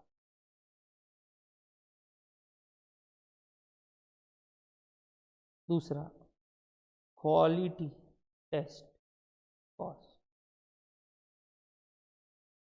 तीसरा प्राइमरी पैकिंग, यानी भैया अभी तक प्राइमरी पैकेजिंग कॉस्ट या पैकिंग कॉस्ट आप कहां ले रहे थे, ध्यान है ओल्ड कॉस्ट शीट में क्या पढ़ाया था, प्राइमरी पैकिंग कॉस्ट कहां ले रहे थे, प्राइमरी पैकिंग कॉस्ट या तो डायरेक्ट मटेरियल या डायरेक्ट एक्सपेंसेस में जा रहा था, अब वो वहां नहीं आएगा, न्यू कॉस्ट शीट बोलता है बाद में करते हैं, बाद में करते हैं, क्योंकि आजकल ये सब नए नए तरीके के खर्चे आते हैं, तो प्राइमरी पैकिंग कॉस्ट नीचे आएगा रेदर देन ऊपर इनकॉर्पोरेट करने की जगह। तो जहां आपने प्राइमरी पैकिंग कॉस्ट का नोट लिखा था, जहां आपने प्राइमरी पैकिंग कॉस्ट का नोट लिखा था, क्या उधर जाके कुछ चीज ठीक करोगे क्या भैया, this whereas reference to old cost sheet, in new cost sheet primary cost packing is included in COP, is included in COP, primary packaging, ये आप वहां नोट में ठीक करो, ठीक है भैया, एकदम लॉजिकल, आपने उस दिन नहीं बताया, क्योंकि उस दिन बताता तो आप समझ ही नहीं पाते। माइनस सेल ऑफ स्क्रैप, अब सेल ऑफ स्क्रैप माइनस होगा, चलो ये भी बोल सकते हो प्राइमरी पैकेजिंग इसके नीचे लिखो, तो चलो ये भी कर देता हूं आपके लिए, चलो ताकि आपको और अच्छे से समझ में आए, ये मिटा देता हूं बस, यहां लिख देता हूं लेस सेल ऑफ स्क्रैप, और अब ऐड कर देता हूं प्राइमरी पैकेजिंग कॉस्ट। जब तक टेस्टिंग नहीं हुआ पैकेजिंग नहीं करेंगे, तो ये हटके वी गेट अच्छा एक और चीज रह गया, वही जो वहां पे भी आता है, प्लस क्या, office and admin overheads of which nature, production, ये तो आता ही था, और क्या मिलता था, सीओपी, और क्या मिलता था, सीओपी। तो सीओपी में पहले सिर्फ ये वाला पार्ट आता था, कौन सा पार्ट आता था भैया, office and admin overhead, correct. अब कुछ 4 नए बात आपने इंक्लूड किए भैया, जो पिछली बार नहीं था, और था भी तो कहीं और था, कौन सा 2 ठो कहीं और था भैया, ये 2 ठो कहीं और था। बोलिए क्या ये सब बात कंसेप्चुअली यहां गया, रटना है अल्टीमेटली तो, बट मैं नहीं चाहूंगा आप रटो, आप समझो, मेरा मकसद पूरा हुआ, क्या आपने ये सब चीज उतारा। अब सब सेम है, अब सब सेम है, क्या भैया क्या सब सेम है, कुछ नहीं, अब क्या क्या करोगे बताओ, अब वापस से क्या करोगे बताओ, अब वापस से क्या करोगे बताओ, plus what, opening stock of FG minus closing stock of FG and you will get COGS, ये तो सेम हो गया।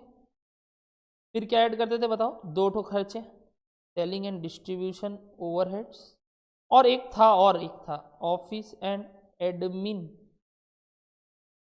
Overhead, office and admin overhead of which nature, marketing nature बोला था ना, मार्केटिंग नेचर बोला था ना।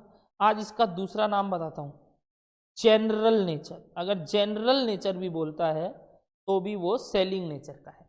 जनरली जनरल नेचर का बात अगर बोले तो न्यू कॉस्ट शीट बोलता है, न्यू कॉस्ट शीट बोलता है कि वो नीचे आना चाहिए। और ओल्ड कॉस्ट शीट जनरली अपने दोनों अजम्पशन लेते थे, ऊपर भी की नीचे भी। बट अगर बोलते जनरल नेचर या मार्केटिंग नेचर या सेलिंग नेचर, तो आप कहां डालोगे, सेल्स में, मतलब सेलिंग एंड ऑफिस ओवरहेड के साथ। अगर प्रोडक्टिव नेचर बोलता है तो ही ऊपर लोगे। भैया हमको कैसे पता चलेगा ओल्ड है कि न्यू है? मैंने क्या बोला, खर्चा देख के पता चलेगा। अगर आपको कुछ ये सब बातें दिखती हैं रिसर्च या क्वालिटी कंट्रोल के ऊपर, या सम्स बोल देता है draw the new cost sheet, तब आपको पता चलता है न्यू कॉस्ट शीट बनाना है। अदरवाइज आपको क्या बनाना है, ओल्ड कॉस्ट शीट। तो मेरा तरफ से सारी बातें खत्म हुई। कब क्या बनाना है ये भी बता दिया। कैसे भैया? आपने बोला अगर न्यू कॉस्ट शीट बनाने आता है तो या तो सम्स बोलता है या तो वो खर्चे देख के समझ में आते हैं कि न्यू कॉस्ट शीट बनाना है, नहीं तो ओल्ड कॉस्ट शीट बनाना है। और क्या क्या चेंजेस हुए सब क्लियर है। निष्ठा, मैं वही बोल रहा हूं। अरे ग्रॉस का एक और मतलब समझ लो जिसमें सारे खर्चे, ग्रॉस नेचर का। जैसे आपको मालूम है ग्रॉस मतलब आप लोग ग्रॉस प्रॉफिट भी बोलते हो। अच्छा, ग्रॉस प्रॉफिट के बाद आप क्या करते हो, और कुछ खर्चे एडजस्ट करके नेट प्रॉफिट बोलते हो। तो why gross name, why net name? Name नामकरण के ऊपर अगर जाओ तो मैं बताऊं कि ये ग्रॉस से नेट तो ऐसे भी जा सकता है। ग्रॉस का मतलब हो गया इंक्लूडिंग एफजी एंड डब्ल्यूआईपी, और नेट का मतलब हो गया अब कि नहीं भैया इसमें एफजी का एडजस्टमेंट हटा दिए तो ये नेट हो गया। तो अब आप नेट एफसी का मतलब ही ये समझ लो फॉर एफजी है। नेट मतलब ग्रॉस से नेट आना मतलब कुछ एडजस्टमेंट करना, नॉट नेसेसरी सेल और स्क्रैप ही करना। तो ग्रॉस से नेट आने के लिए कभी कुछ ऐड होता है, कभी कुछ लेस होता है। जैसे आप वर्किंग कैपिटल जब सीखोगे, gross working capital current assets होता है, net working capital current assets minus current liability हो जाता है। तो वर्किंग कैपिटल भी वैसे निकलता है ग्रॉस और नेट। तो वही बात है, भाषा है। तो अगर मैं फिनिश गुड्स और डब्ल्यूआईपी दोनों वाले को ग्रॉस बोल रहा हूं तो सिर्फ फिनिश गुड्स वाले को क्या बोल रहा हूं, नेट। तो भैया पिछले कॉस्ट शीट में ऐसा क्यों नहीं किए, नेट क्यों बोल दिए थे? क्योंकि एक एडजस्टमेंट था सेल ऑफ स्क्रैप, उसके लिए एक नया नाम देना पड़ा, तो नेट ही बोला। बट लास्ट में क्या लिखा उसमें, फिनिश गुड्स एंड डब्ल्यूआईपी, और वापस से नेट ही बोला। तब तुम बोलो भैया नेट से वापस नेट कैसे हो गया, सुपर नेट कीजिए उसको। ऐसे नहीं होता है, नामकरण है, उसमें समझा सकता हूं जितना समझा रहा हूं। पहले बोलो समझ में आया?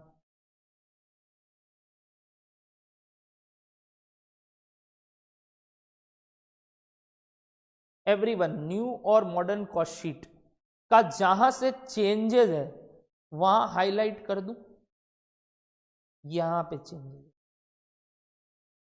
क्या दिखा आपको, और नीचे वापस चेंजेस नहीं है।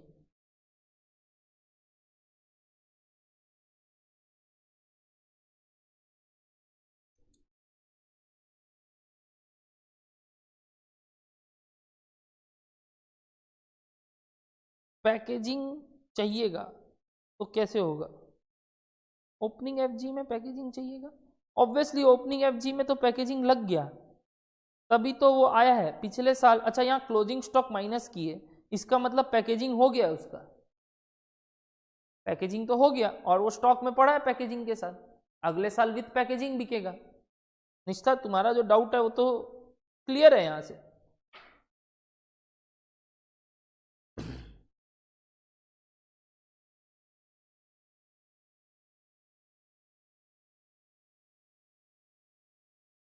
ड्रॉ कर लिए सब कोई? चलो, वेरी वेरी गुड। आओ अब न्यू कॉस्ट शीट करते हैं, आओ।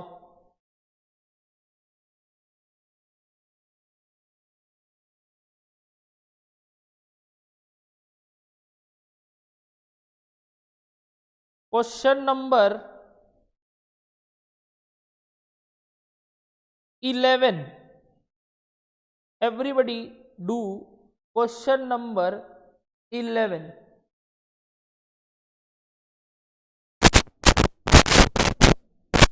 मैं सब समझाऊंगा, टैक्सेस ड्यूटी का पॉइंट, और there are some additional cost जिसका नामकरण से तुमको समझ में नहीं आएगा, क्या नहीं आएगा, वो मेरा लास्ट पॉइंट होता है कि what about GST, what about duties, what about some other expenses like bad debt, like interest cost, सब समझाऊंगा। पहले आप क्वेश्चन नंबर 11 करो, उसके लिए मेरे को एक अगला क्लास चाहिएगा। आदित्य सब समझाऊंगा, पहले क्वेश्चन नंबर 11 ट्राई करोगे? मैं टाइम दूं आप लोग को? क्या मैं टाइम दूं? बस इतना बताओ, यहां सम्स में बोला वैल्यू ऑफ मटेरियल परचेज निकालो, यानी वो बैलेंसिंग फिगर वाला सवाल है जैसे लास्ट टाइम किए थे, एक क्लास में किए थे। और दूसरा बोला था prepare cost sheet, but cost sheet ये नहीं बताया ओल्ड की न्यू, तो कैसे पकड़ोगे ओल्ड की new? Quality control cost, research and development cost, बस इतना मेरे को समझाना था। अब आप समझ जाओ, अब आप समझ जाओ। ठीक है भैया, हम लोग बहुत स्मार्ट है। अब हम करना स्टार्ट करते हैं, चिंता मत कीजिए। अच्छा, ये स्पेयर्स सेल नहीं हुआ है, ये सब consumable stores and spheres of factory, मतलब माल है, ये इनडायरेक्ट मटेरियल है। हाँ, यही मैं बोल रहा हूं। अब आपको समझ में नहीं आएगा कि ये क्या कंज्यूमेबल स्टोर्स, मतलब जो कंज्यूम करते हैं स्टोर्स में, जैसे वो ऑयल, ग्रीस और वो आपका स्क्रू ड्राइवर, वो सब हो गया। स्पेयर्स ऑफ फैक्ट्री, जो स्पेयर्स माल पड़े इस फैक्ट्री में, तो वो इनडायरेक्ट मटेरियल। इसका सेल के बारे में नहीं बोला, पहले इसको खर्चा तो लिखो, फिर नीचे बोला है सेल के बारे में। चलो ट्राई करो, माथा लगाओ, मैं हेल्प करूंगा। मैं आपको टाइम दे रहा हूं 10 minutes to solve this sums. 10 minutes try करो। क्वेश्चन नंबर 11, जिनके पास किताब नहीं है वो यहां से देखें।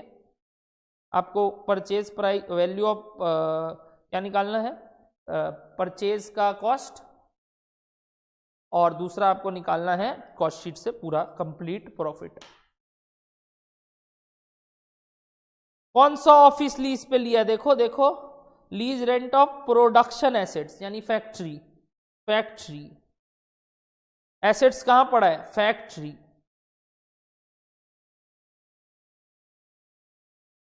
किंजल तुमने बोला लीज रेंट ऑफिस, कहां है lease rent office? Lease rent of production assets है। एसेट्स तो कहां रहता है? फैक्ट्री में रहता है। सोच के देखो, सब समझ में आएगा। ठीक है, चलो अब स्टार्ट करो। Closing stock is valued at COP, और सीओपी में एडमिन ओवरहेड नहीं लेना है, ये तो पता ही था, क्योंकि एडमिन जनरल नेचर का है, जनरल तो सेल्स में आता है, तो ऊपर लेना भी नहीं है, तो ऑब्वियसली वो सीओपी का पार्ट ही नहीं बनेगा। ठीक है भैया, आपने बहुत अच्छे से समझा दिया सब कुछ। अब फटाफट स्टार्ट करो, अब मैं कुछ नहीं बोलूंगा। चलो, मैं 10 मिनट के लिए साइड हो जाता हूं, आप लोग बनाओ। होते ही मैसेज करना, होते ही मैसेज करना।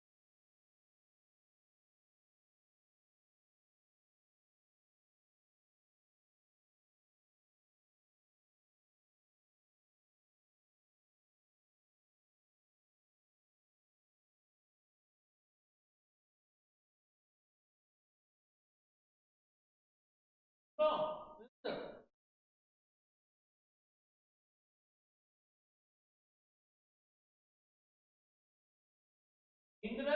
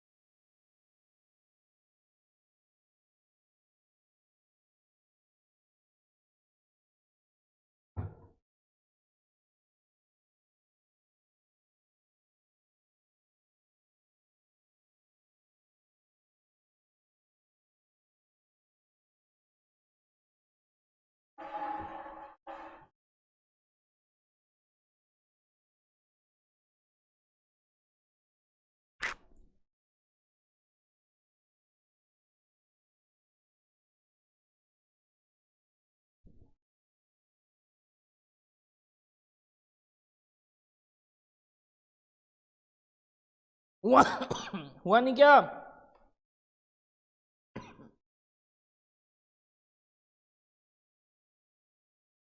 एवरीवन, तो आया पहला आंसर। 12,74,000 प्रॉफिट बोल के कुछ आया किसी का।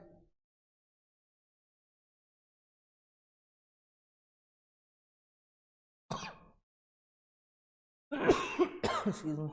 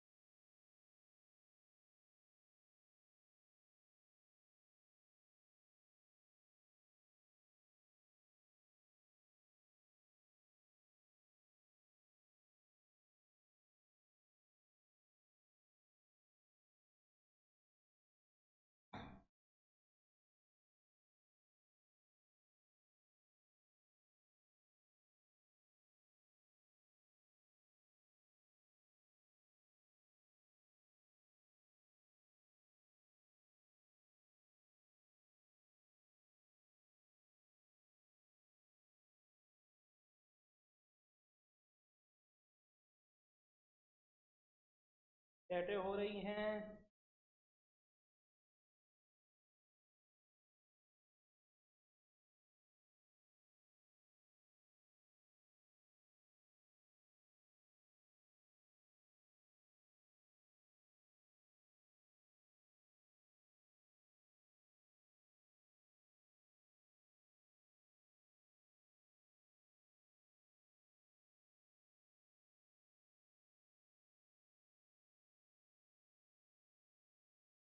52 ये तुम्हारा 50 मटेरियल परचेजेस नहीं है, शायद मटेरियल कंज्यूम्ड तुम लिख दी किंजल, तुमने शायद मटेरियल परचेज की जगह मटेरियल कंज्यूम्ड लिख दिया।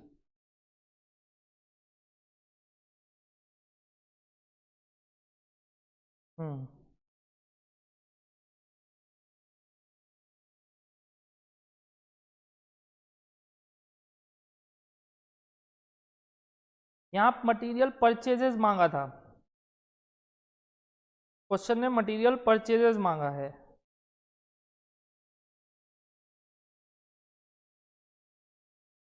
बहुत ही तगड़ा सवाल, ट्राई करो। किंजल मेरे को मटेरियल परचेजेस का वैल्यू बताओ।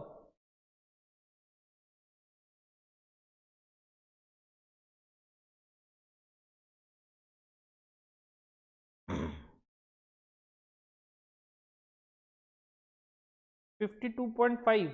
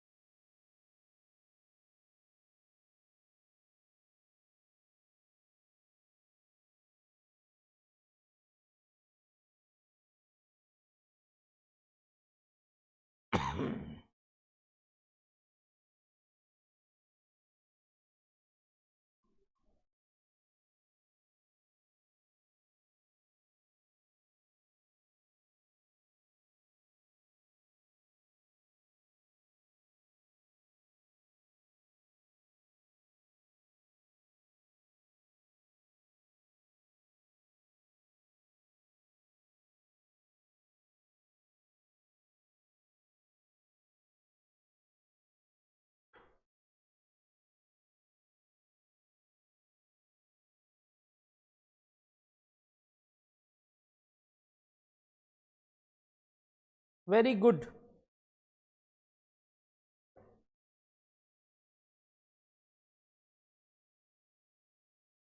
काफी सारे आंसर आ गए हैं।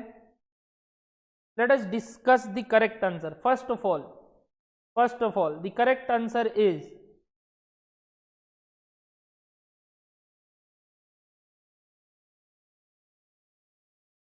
Material purchases 52.5 lakh.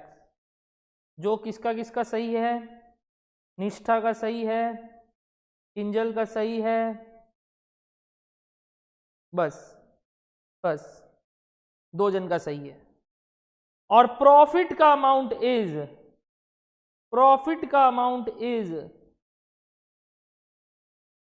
13,65,000। 13,65,000 जो आदित्य का सही है और किंजल का सही है। यानी किंजल ने दोनों सवाल राइट किया, किंजल ने दोनों वैल्यू करेक्ट निकाला। This was a hidden Cadbury question, मैंने बताया नहीं था, but Kinjal you earn a dairy milk silk from my side. Please आप अपने कॉपी में लिखेंगे 1 कैडबरी ड्यू और मैं लिखूंगा 1 Cadbury payable. Silk to Kinjal. Very very good Kinjal, very very good, absolutely correct. 13.65, 52.5, very very good. मैं आपको ये जो समय देता हूं ना करने के लिए, ये बहुत दरकार है, मालूम आपको, और आपके लिए तो बहुत जरूरी है, क्योंकि अब आपको पता चलेगा आपने क्या क्या गलतियां की और वो ठीक करो। वरना अगर मैं करा देता ना अभी ये सवाल, तो आपको लगता है यार ये तो अगेन ये तो हमसे भी हो जाता है, ये सर क्या करवाएं, इसमें तो हम भी गलत नहीं करते, हम सोच लेते हैं ऐसा। निष्ठा बोल रही है आधा आधा हम लोग को भी दो। अच्छा ठीक, आप लोग को एक एक मंच। चलो ठीक है, 10 वाली कैडबरी, इसको सिल्क 150 वाली। आओ, अब आपको समझ में आ रहा है गलती यदि करोगे तो ही रेक्टिफाई करने का मजा है, पहला बात। दूसरा बात, आप ही में से कोई है जो खुद से कर पाता है, तो आप क्यों नहीं? हमको तो ये नहीं समझ में आता आप इसको चैलेंज की तरह क्यों नहीं लेते। कि यार हाँ कंपटीशन की तरह नहीं, चैलेंज की तरह। क्या मतलब भैया, एक हेल्दी कंपटीशन बनाओ जिसमें ये लगना चाहिए यार हम भी बनाएंगे, हम भी अगली बार से सर को सही जवाब देंगे और कैडबरी जीतेंगे। हम तो लुटाने आए हैं, आप जितना चाहो मेरे से कैडबरी ले लो। मैंने अभी तक 2 बार इशू करने का वादा किया था, एक बार एक सम्स और दिया था कॉस्ट शीट में ही, आपने नहीं ले पाया कोई ने, बट आज पहली बार एक जन ने कैडबरी जीता है, तो congratulation Kinjal, very very good. मेरे को बड़ा अच्छा लगा आपने ये सवाल खुद से बनाया और कंप्लीट किया। बाकी लोग प्लीज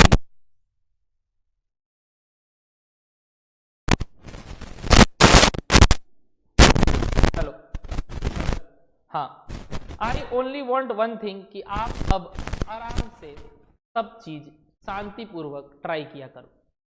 मैं पूरा समय दूंगा हमेशा, होमवर्क के लिए भी, क्लास वर्क के लिए भी, और टफ सवाल हो इजी सवाल हो, ट्राई आपको पहले करना है। और देखो एक जन ने बिल्कुल सही बनाया, let us discuss this question now, let us discuss this question now. Ready everyone, ready everyone, आओ करते हैं, आओ करते हैं। कॉस्ट शीट तो बनानी ही है और नई वाली बनानी ही है, तो चलो स्टार्ट करते हैं, चलो स्टार्ट करते हैं। Answer to question number 11, page number कितनी है, 6। चलो, rupees rupees particular cost sheet, अब वो निकला नहीं है new cost sheet old cost sheet, सिर्फ कॉस्ट शीट। और आप इंफॉर्मेशन लिख सकते हैं फॉर द मंथ ऑफ इतना और कंपनी का नाम, बट इतना कोई मार्क्स नहीं कटता ये सब चीज़ से, क्योंकि एग्जाम हॉल में तो आपको ये सब चीज़ याद रहनी है नहीं। आओ next, number 1, raw material. Raw material का opening stock plus purchases minus closing stock and you get raw material consume. क्या क्या पता है, भरना चालू करो। 2,42,000, 2,92,000, ठीक है, 2,42,000, 2,90,000। आगे बढ़ते हैं। वर्क इन प्रोग्रेस का भी दिया है, और firm इनकट the following expenses for the target production of 1 lakh units during the month, ठीक है। इसके बाद क्या आता है, डायरेक्ट लेबर, देखते हैं कितना है सम्स में। कुछ कंज्यूमेबल इनडायरेक्ट के बारे में अभी तक मेरे को डायरेक्ट लेबर मिला नहीं, मिला नहीं, मिला नहीं, देखते हैं नीचे कहीं है। कॉस्ट ऑफ गुड्स सोल्ड, सीधा कॉस्ट ऑफ गुड्स सोल्ड है, एक्सक्लूडिंग एडमिनिस्ट्रेशन एक्सपेंसेस इतना, और डायरेक्ट एम्प्लॉय कॉस्ट दिया है ऑफ मटेरियल कंज्यूम, मतलब मटेरियल कंज्यूम जितना उसका आधा डायरेक्ट एम्प्लॉय कॉस्ट है, ठीक है। कहीं डायरेक्ट एक्सपेंसेस कहीं दिख रहा है आपको, मेरे को तो नहीं दिख रहा, तो पक्की बात है यहाँ सिर्फ डायरेक्ट लेबर है, डायरेक्ट एक्सपेंसेस बोल के कुछ नहीं है। तो prime cost includes direct labour and raw material consume. अगर ये x है तो ये 0.5x है, तो ये 1.5x है। बताओ ये समझ में आया? एक तरीके से समझ में आया, half of cost of material consume, यानी अगर ये 100 रुपया है तो ये 50 रुपया है, ये 150 रुपया है। अगर रॉ मटेरियल कंज्यूम्ड x है तो डायरेक्ट लेबर उसका आधा यानी 0.5x है, और दोनों को ऐड कर दो तो 1.5x प्राइम कॉस्ट है, ठीक। आगे बढ़ते, इसके बाद क्या एडजस्ट करते हैं अपने प्राइम कॉस्ट में, वर्क्स ओवरहेड। वर्क्स ओवरहेड देखते हैं कितना है। वर्क्स ओवरहेड में सबसे पहला खर्चा कंज्यूमेबल स्टोर, यानी क्या लिखोगे इधर, इनडायरेक्ट मटेरियल, अंदर लिखना सब, इनर कॉलम बनाया हुआ है, 3,50,000 कंज्यूमेबल स्टोर्स हो गया। फिर रिसर्च एंड डेवलपमेंट नीचे, क्वालिटी कंट्रोल नीचे, पैकेजिंग और वो भी सेकेंडरी तो और नीचे। लीज ऑफ प्रोडक्शन एसेट्स, हाँ ये आएगा 2 लाख रुपया, 2 लाख रुपया आएगा लीज ऑफ एसेट्स, 2 लाख रुपया। तो ये भी आ गया। एडमिन जनरल नीचे आएगा, ये सब नीचे आएगा। Defective output of which 4% of the target production realises, scrap बोल रहा है 61 रियलाइज कर रहा है, ठीक है। प्रोडक्शन का वो दिया है, फिर सीओएस दिया, तो बस इतना सब का पता चल गया। तो ये दोनों ऐड करके हो गया 5.5 लाख, यानी gross factory cost for FG and WIP आएगा समथिंग प्लस समथिंग, और वो समथिंग नहीं पता। Then we will adjust, add opening WIP less closing WIP. Opening WIP दिया है क्या? हाँ 2 लाख, closing 5 लाख, 2 लाख और 5 लाख, तो 2 lakh less 5 lakh, we get COP। नहीं नहीं नहीं भैया, COP नहीं, वर्ड क्या है बताओ? Net factory cost for FG, net factory cost for FG। इसके बाद रिसर्च एंड डेवलपमेंट कॉस्ट कितना है? 2.5 लाख। और क्या क्या है बताओ? और क्या क्या है बताओ? Quality control 2 lakh, quality control test या कॉस्ट 2 लाख। और क्या क्या है बताओ? पैकेजिंग सेकेंडरी, तो वहां मत डालना, प्राइमरी नेचर का नहीं है, सेकेंडरी नेचर का है, आराम से। एडमिनिस्ट्रेशन जनरल नीचे, सेलिंग डिस्ट्रीब्यूशन नीचे। कुछ सेल हुआ है क्या? हाँ 61 रुपया करके डिफेक्टिव आइटम सेल हुआ है, यानी सेल ऑफ स्क्रैप कितना हुआ है? 4% of production, projected production 1 lakh का 4% 61 में बिका, यानी कितना हो गया बताइए? ये कितना हो गया बताइए? ये इसका 4% 61 में बिका, 2,44,000 लेस हो जाएगा। बस इतना ही है, ना कोई प्राइमरी पैकिंग, ना कोई office and admin of production nature. ये एडजस्ट करके क्या आता है? COP, जो कि नहीं दिया। और बोल रहा है closing stock is valued at cost of production less excluding इतना। कुछ यूनिट के बारे में बोला, स्टॉक के बारे में कुछ बोला, बताइए।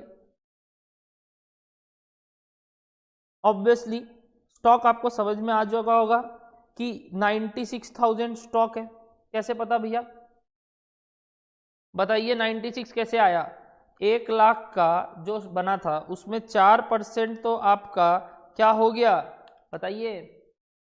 स्क्रैप। तो 1 लाख का सिर्फ 96% फाइनल है, 96,000। तो closing stock is valued at cost of production. क्या कोई क्लोजिंग स्टॉक है भी? पहले ये देखो तो, क्या कोई क्लोजिंग स्टॉक है भी? पहले ये देखो तो प्लीज एवरीवन मिलाओ, टर्म्स में अच्छे से मिलाओ। स्क्रैप था, बताओ बताओ बताओ, एवरीवन ट्राई करो।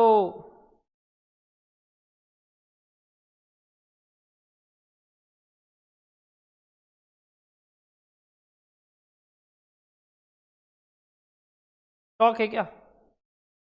बताइए, कुछ स्टॉक है क्या?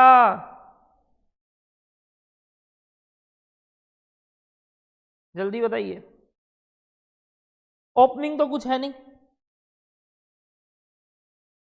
कुछ नहीं दिया।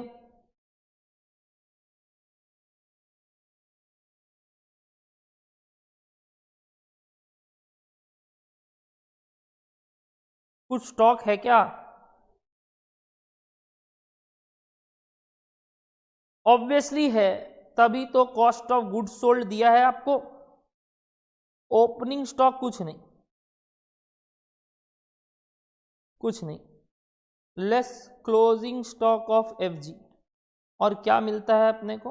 COGS। कितना है COGS बताइए? 7826, ये दिया हुआ है अपने को 7826।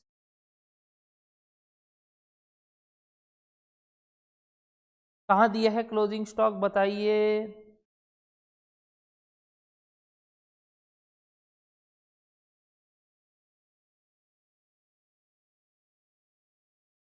ये रहा, closing stock is valued at इतना एक्सक्लूडिंग इतना, stock of goods sold is इतना, मेरे को क्यों नहीं दिख रहा, ये रहा, ओपनिंग नील 5000, ये रहा,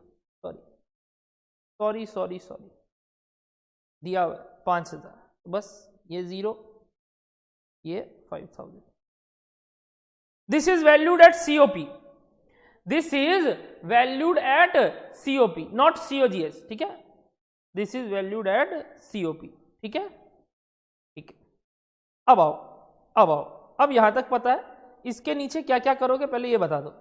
ऐड क्या करते हो बताओ, सेलिंग एंड डिस्ट्रीब्यूशन ओवरहेड, क्या ऐड करते हो, सेलिंग एंड डिस्ट्रीब्यूशन ओवरहेड, कितना है, कितना है सेलिंग एंड डिस्ट्रीब्यूशन एक्सपेंसेस, एक है 4,13,000, ठीक है, और भी है, और क्या है बताओ तो, एक है आपका इसमें सेकेंडरी पैकिंग,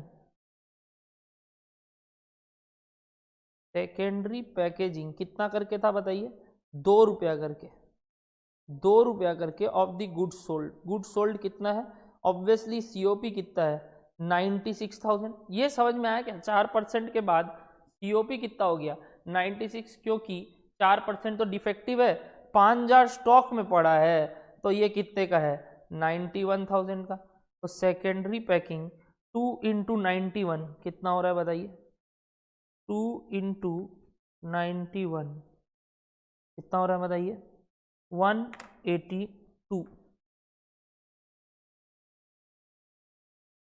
2 × 91 182, ये कितने लोग ने सही निकाला, 2 × 91, ये समझ में आया।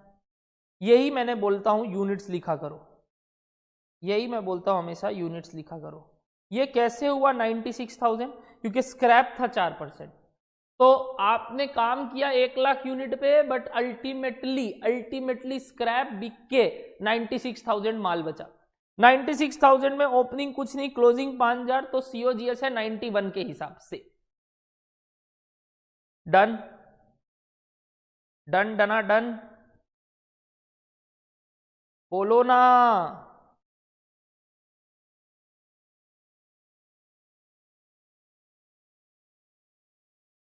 $91 के हिसाब से सेकेंडरी पैकिंग आया 2 रुपया करके। और एक क्या था, और एक क्या था, office and admin expenses,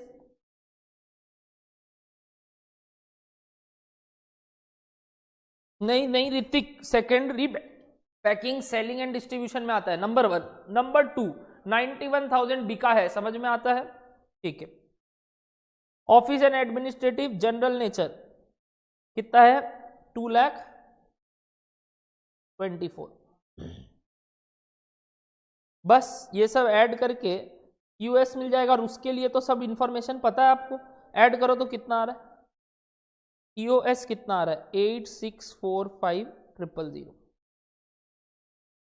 add profit balancing figure, sales कितना होगा बताइए, 91,000 इंटू कितना में बेचने का बात किया है, 110 रुपया, बस आ गया सेल्स 91,000। ये 91,000 ही कई लोग नहीं निकाल पाते हैं, बट आप लोग होशियार है, निकाल पाए होंगे।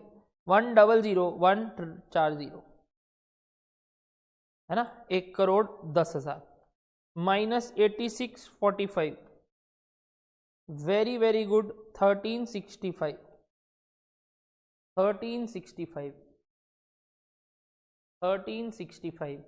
Is the profit. तो नीचे वाला पार्ट तो आसान था, जो प्रॉफिट निकालना है अभी तक, क्योंकि उसके लिए अपने को यहां पे दिया हुआ था सीओजीएस, सीओजीएस से नीचे तक का पार्ट कर लिए, सीओजीएस के नीचे वाला पार्ट कर लिए। सिर्फ एक टेक्निकल इशू आ सकता था, वो था number of unit sold. Number of unit sold 91,000 कैसे आया, समझ में आया सबको, 1 लाख में 4% डिफेक्टिव, तो 96,000 इज सीओपी, मतलब गुड यूनिट्स, उसमें से 5,000 स्टॉक में पड़ा है, तो 91,000 इज योर सीओजीएस। अब उसके बाद आगे बढ़ते चले, ठीक, ये सब तो इजी था, यहां गलती होने का चांस था जो मैंने करवा दिया, ठीक है भैया, ठीक। अब सुनो, इसके बाद आपको निकालना है क्लोजिंग स्टॉक ऑफ एफजी। अच्छा, क्लोजिंग स्टॉक ऑफ एफजी बोल रहा है किसके ऊपर है, कॉस्ट ऑफ प्रोडक्शन पे है। मतलब अगर सीओपी पता है तो ये पता है, और यही ये है सीओजीएस। अच्छा एक बात बताओ, तो एक बात बताओ ध्यान से, यूनिट्स वाइज नहीं, कैलकुलेशन वाइज बोल रहा हूं, ध्यान से सुनना। अगर COP plus, sorry minus, stock तो माइनस है, माइनस या प्लस सीओपी, ओपनिंग जीरो है, तो zero opening stock plus COP minus closing stock is what, valued at COP, यानी सीओपी इज फॉर 96,000, तो 5,000 के लिए कितना इज इक्वल्स टू सीओजीएस, यानी कितना 7826। पहला तरीका सोचने का है कि नहीं।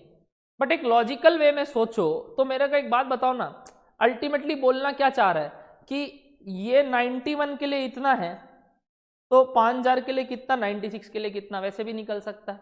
बट क्योंकि आप लोग बहुत ज्यादा समझते नहीं है ये सब कि अल्टीमेटली तो ओपनिंग है नहीं, तो मैंने क्या बोला था, कोई भी मेथड हो रेट सेम आएगा, तो वही बात हो जाता है ना, ओपनिंग है नहीं तो अल्टीमेटली आप दिस डिवाइडेड बाय 91 करो और रेट निकाल लो, वही 5,000 के लिए वही 96 के लिए।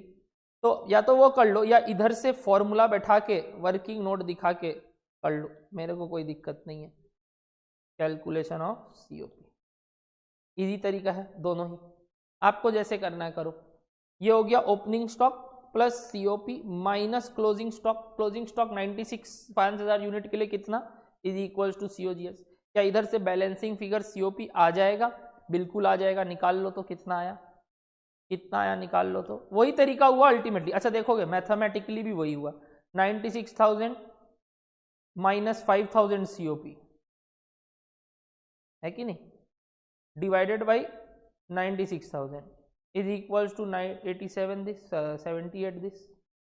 अब आप देखो तो सीओपी इज इक्वल्स टू 7826 इतना बाई 91 इंटू 96, वही तो बात हो गया। देखो ये क्या था सीओजीएस, ये क्या था यूनिट्स इन सीओजीएस, और ये क्या है वो यूनिट्स इतना, तो रेट आ गया इंटू ही करना था।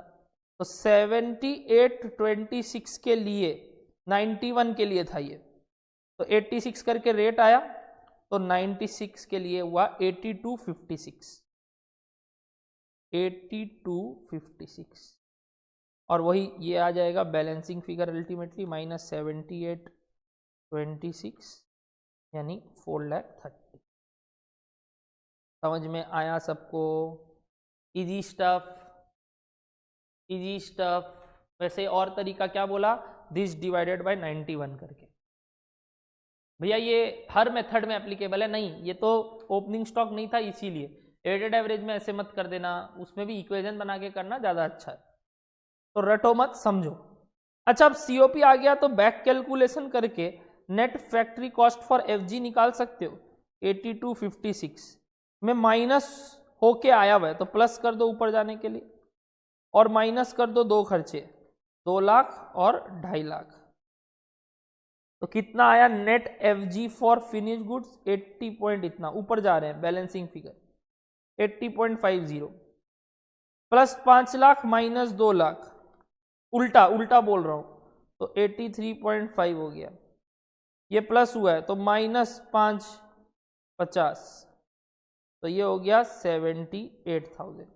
78,000 is 1.5 times of raw material consume, तो x कितना आ गया देखो, दिस डिवाइडेड बाय 1.5 यानी raw material consumed is 52, this is 26। ये बात मैंने पहले ही समझाया था, अगर ये x है तो ये 1.5x है, 1.5 गुना है, तो x आ गया। अब ये 52 तो यह कितना हो गया 5250, तभी तो माइनस 50,000 करके इतना आंसर हो गया। सम्स खत्म, वेरी वेरी गुड सम्स। क्या नहीं लगता अगर मैं बनवाता तो आप क्या बोलते मालूम, हम लोग भी कर लेते। बोलो सच बताओ, सच बताना एकदम शपथ लेके कि हाँ भैया अगर आप एक बार में करवा देते ना बिना हम लोग को टाइम दिए, तो हम लोग को क्या लगता मालूम, सम्स इजी है, ये तो हम भी कर देते। बट गलती समझ में आया जो लोग कहाँ गलती किए, मेजर गलती मेरे ख्याल से यूनिट्स में हुआ होगा, और ज़्यादातर तो गलती होने का चांस नहीं था सवाल में। बाकी कैलकुलेशन एरर का तो माई बाप नहीं है आप लोग के, वो तो आप लोग माहिर हैं ही, क्योंकि आप कैलकुलेटर यूज़ करते नहीं हैं। आप सोचते हैं सर तो करेंगे ही, उतार लेंगे। और ये आदत आपका बिगाड़ने में नंबर 1 हाथ है आपका अविनाश सर का। बेटा सब कुछ पहले कर लेता है और लिख देता है।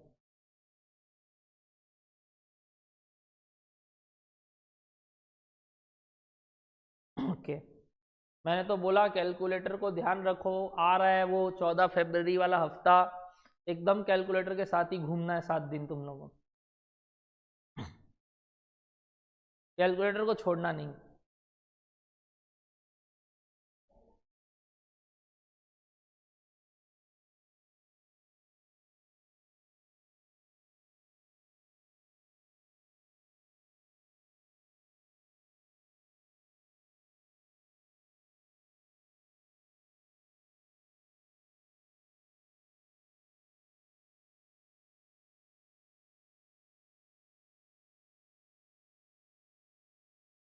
डन एवरीवन, ऊपर चलते चलो, कैलकुलेशन होता रहेगा।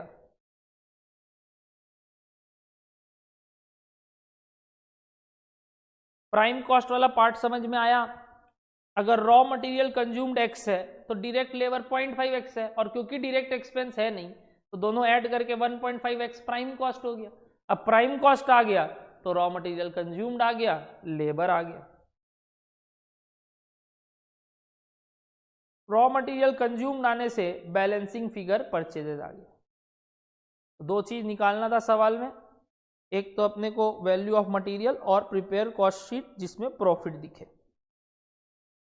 दोनों चीज निकल गया। ये पार्ट 1 का आंसर और ये पार्ट 2 का।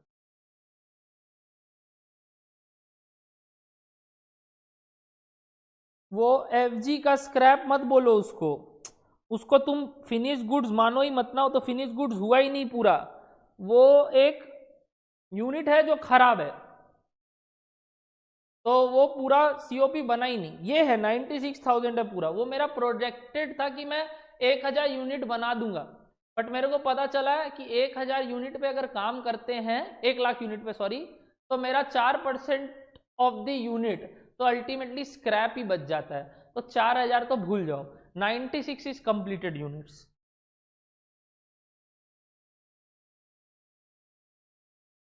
हाँ 1 लाख का ही चार्ज लेना है ना, मेरा प्रोडक्शन चालू हुआ 1 लाख पे, किंतु वो टारगेट प्रोडक्शन का 4% is defective output.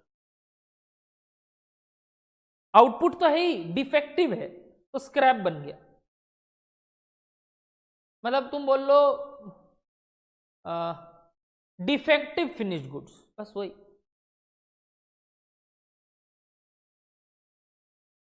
Done everyone. 11, क्या इसको भी इंपॉर्टेंट मार्क करोगे एक बार ऊपर? हाँ भैया अच्छा सवाल था, 11 को भी आप ना इंपॉर्टेंट में रखिए। और ये हुआ क्लास वर्क। निष्ठा बोल रही है हो गया आज का, कितना हुआ? ब्रेक तो दिया था ना, वो ब्रेक ही नहीं दिया, और 1 घंटा 48 मिनट हो गया, 49 मिनट्स हो गया अब तो, 1 आवर 49 मिनट्स। चलो 5 मिनट सोचो कि शुरू में वेस्ट हुआ होगा, मतलब आप लोग 1 घंटा 45 मिनट टाइप्स बिना ब्रेक के पढ़ लेते हो, तो मेरा तो होप जाग रहा है आप लोग को और पढ़ाने का। धीरे धीरे धीरे धीरे आप बहुत ही अच्छे रफ्तार में जा रहे हो।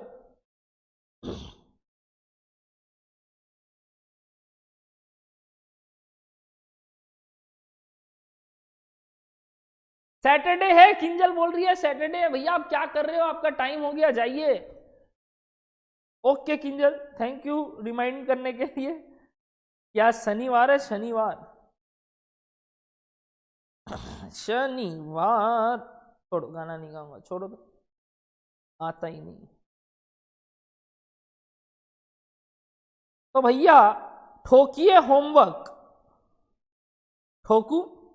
हाँ ठोकिए, ठोकिए ठोकिए ठोकिए। तो चलो स्टार्ट होमवर्क लिखना। 14 आपका होमवर्क, ठीक है?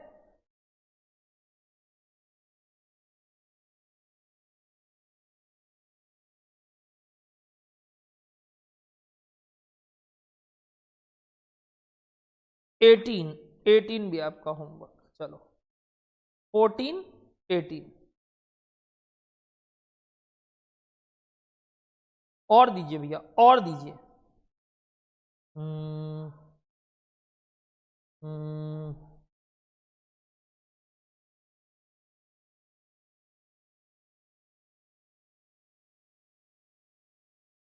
क्वेश्चन नंबर 1 भी आपका होमवर्क,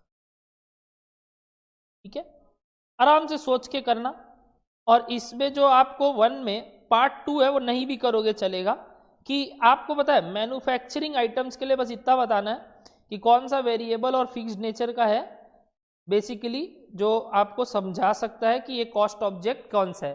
कॉस्ट शीट में लेना देना नहीं है वेरिएबल है कि फिक्स, पहले तो आपको कॉस्ट शीट बनाना है सिंपल, और बोला एक सेपरेट इनकम स्टेटमेंट बनाना तो है, बट एक सपोर्टिंग में शेड्यूल बनाना है कॉस्ट ऑफ गुड्स मैन्युफैक्चर्ड, यानी COGS या COP, this is cost of goods not sold manufactured, यानी COP। COP का एक अलग से बना देना, मतलब COP तक कॉस्ट शीट अलग से बना देना, उसके बाद उसको यूज करके एक इनकम स्टेटमेंट में पटक देना, ठीक है। ट्राई करो, नहीं बनता तो मैं बनवाता हूं। 1 लास्ट में करना, पहले 14 और 18 करो, तो 14 होमवर्क, 18 होमवर्क और 1 होमवर्क। 1 लास्ट में ट्राई करना, फिर अपना सिर्फ 13 बचेगा, 21 बचेगा, और 1 हो सकता है मेरे को करवाना पड़े तो वो बचेगा। नेक्स्ट क्लास थोड़े इंटरेस्टिंग टर्मिनोलॉजी सीखेंगे, बस कि ये छुटुर मुटुर आइटम है जो जनरली लोग मिस्टेक करते हैं और not included in cost sheet की इंक्लूडेड इन कॉस्ट शीट, बस, और class will end. Last class will be on Tuesday on cost sheet, यानी आज 5वां क्लास है, 6ठा क्लास लास्ट क्लास होगा कॉस्ट शीट का, ठीक है एवरीवन। 6ठा क्लास कॉस्ट शीट का लास्ट क्लास होगा, जिधर we will complete the cost sheet, और फिर नए चैप्टर स्टार्ट करेंगे। रिजल्ट तो आ नहीं रहा है, तो चैप्टर स्टार्ट करते हैं नया। अच्छा रुक ही रहा हूं।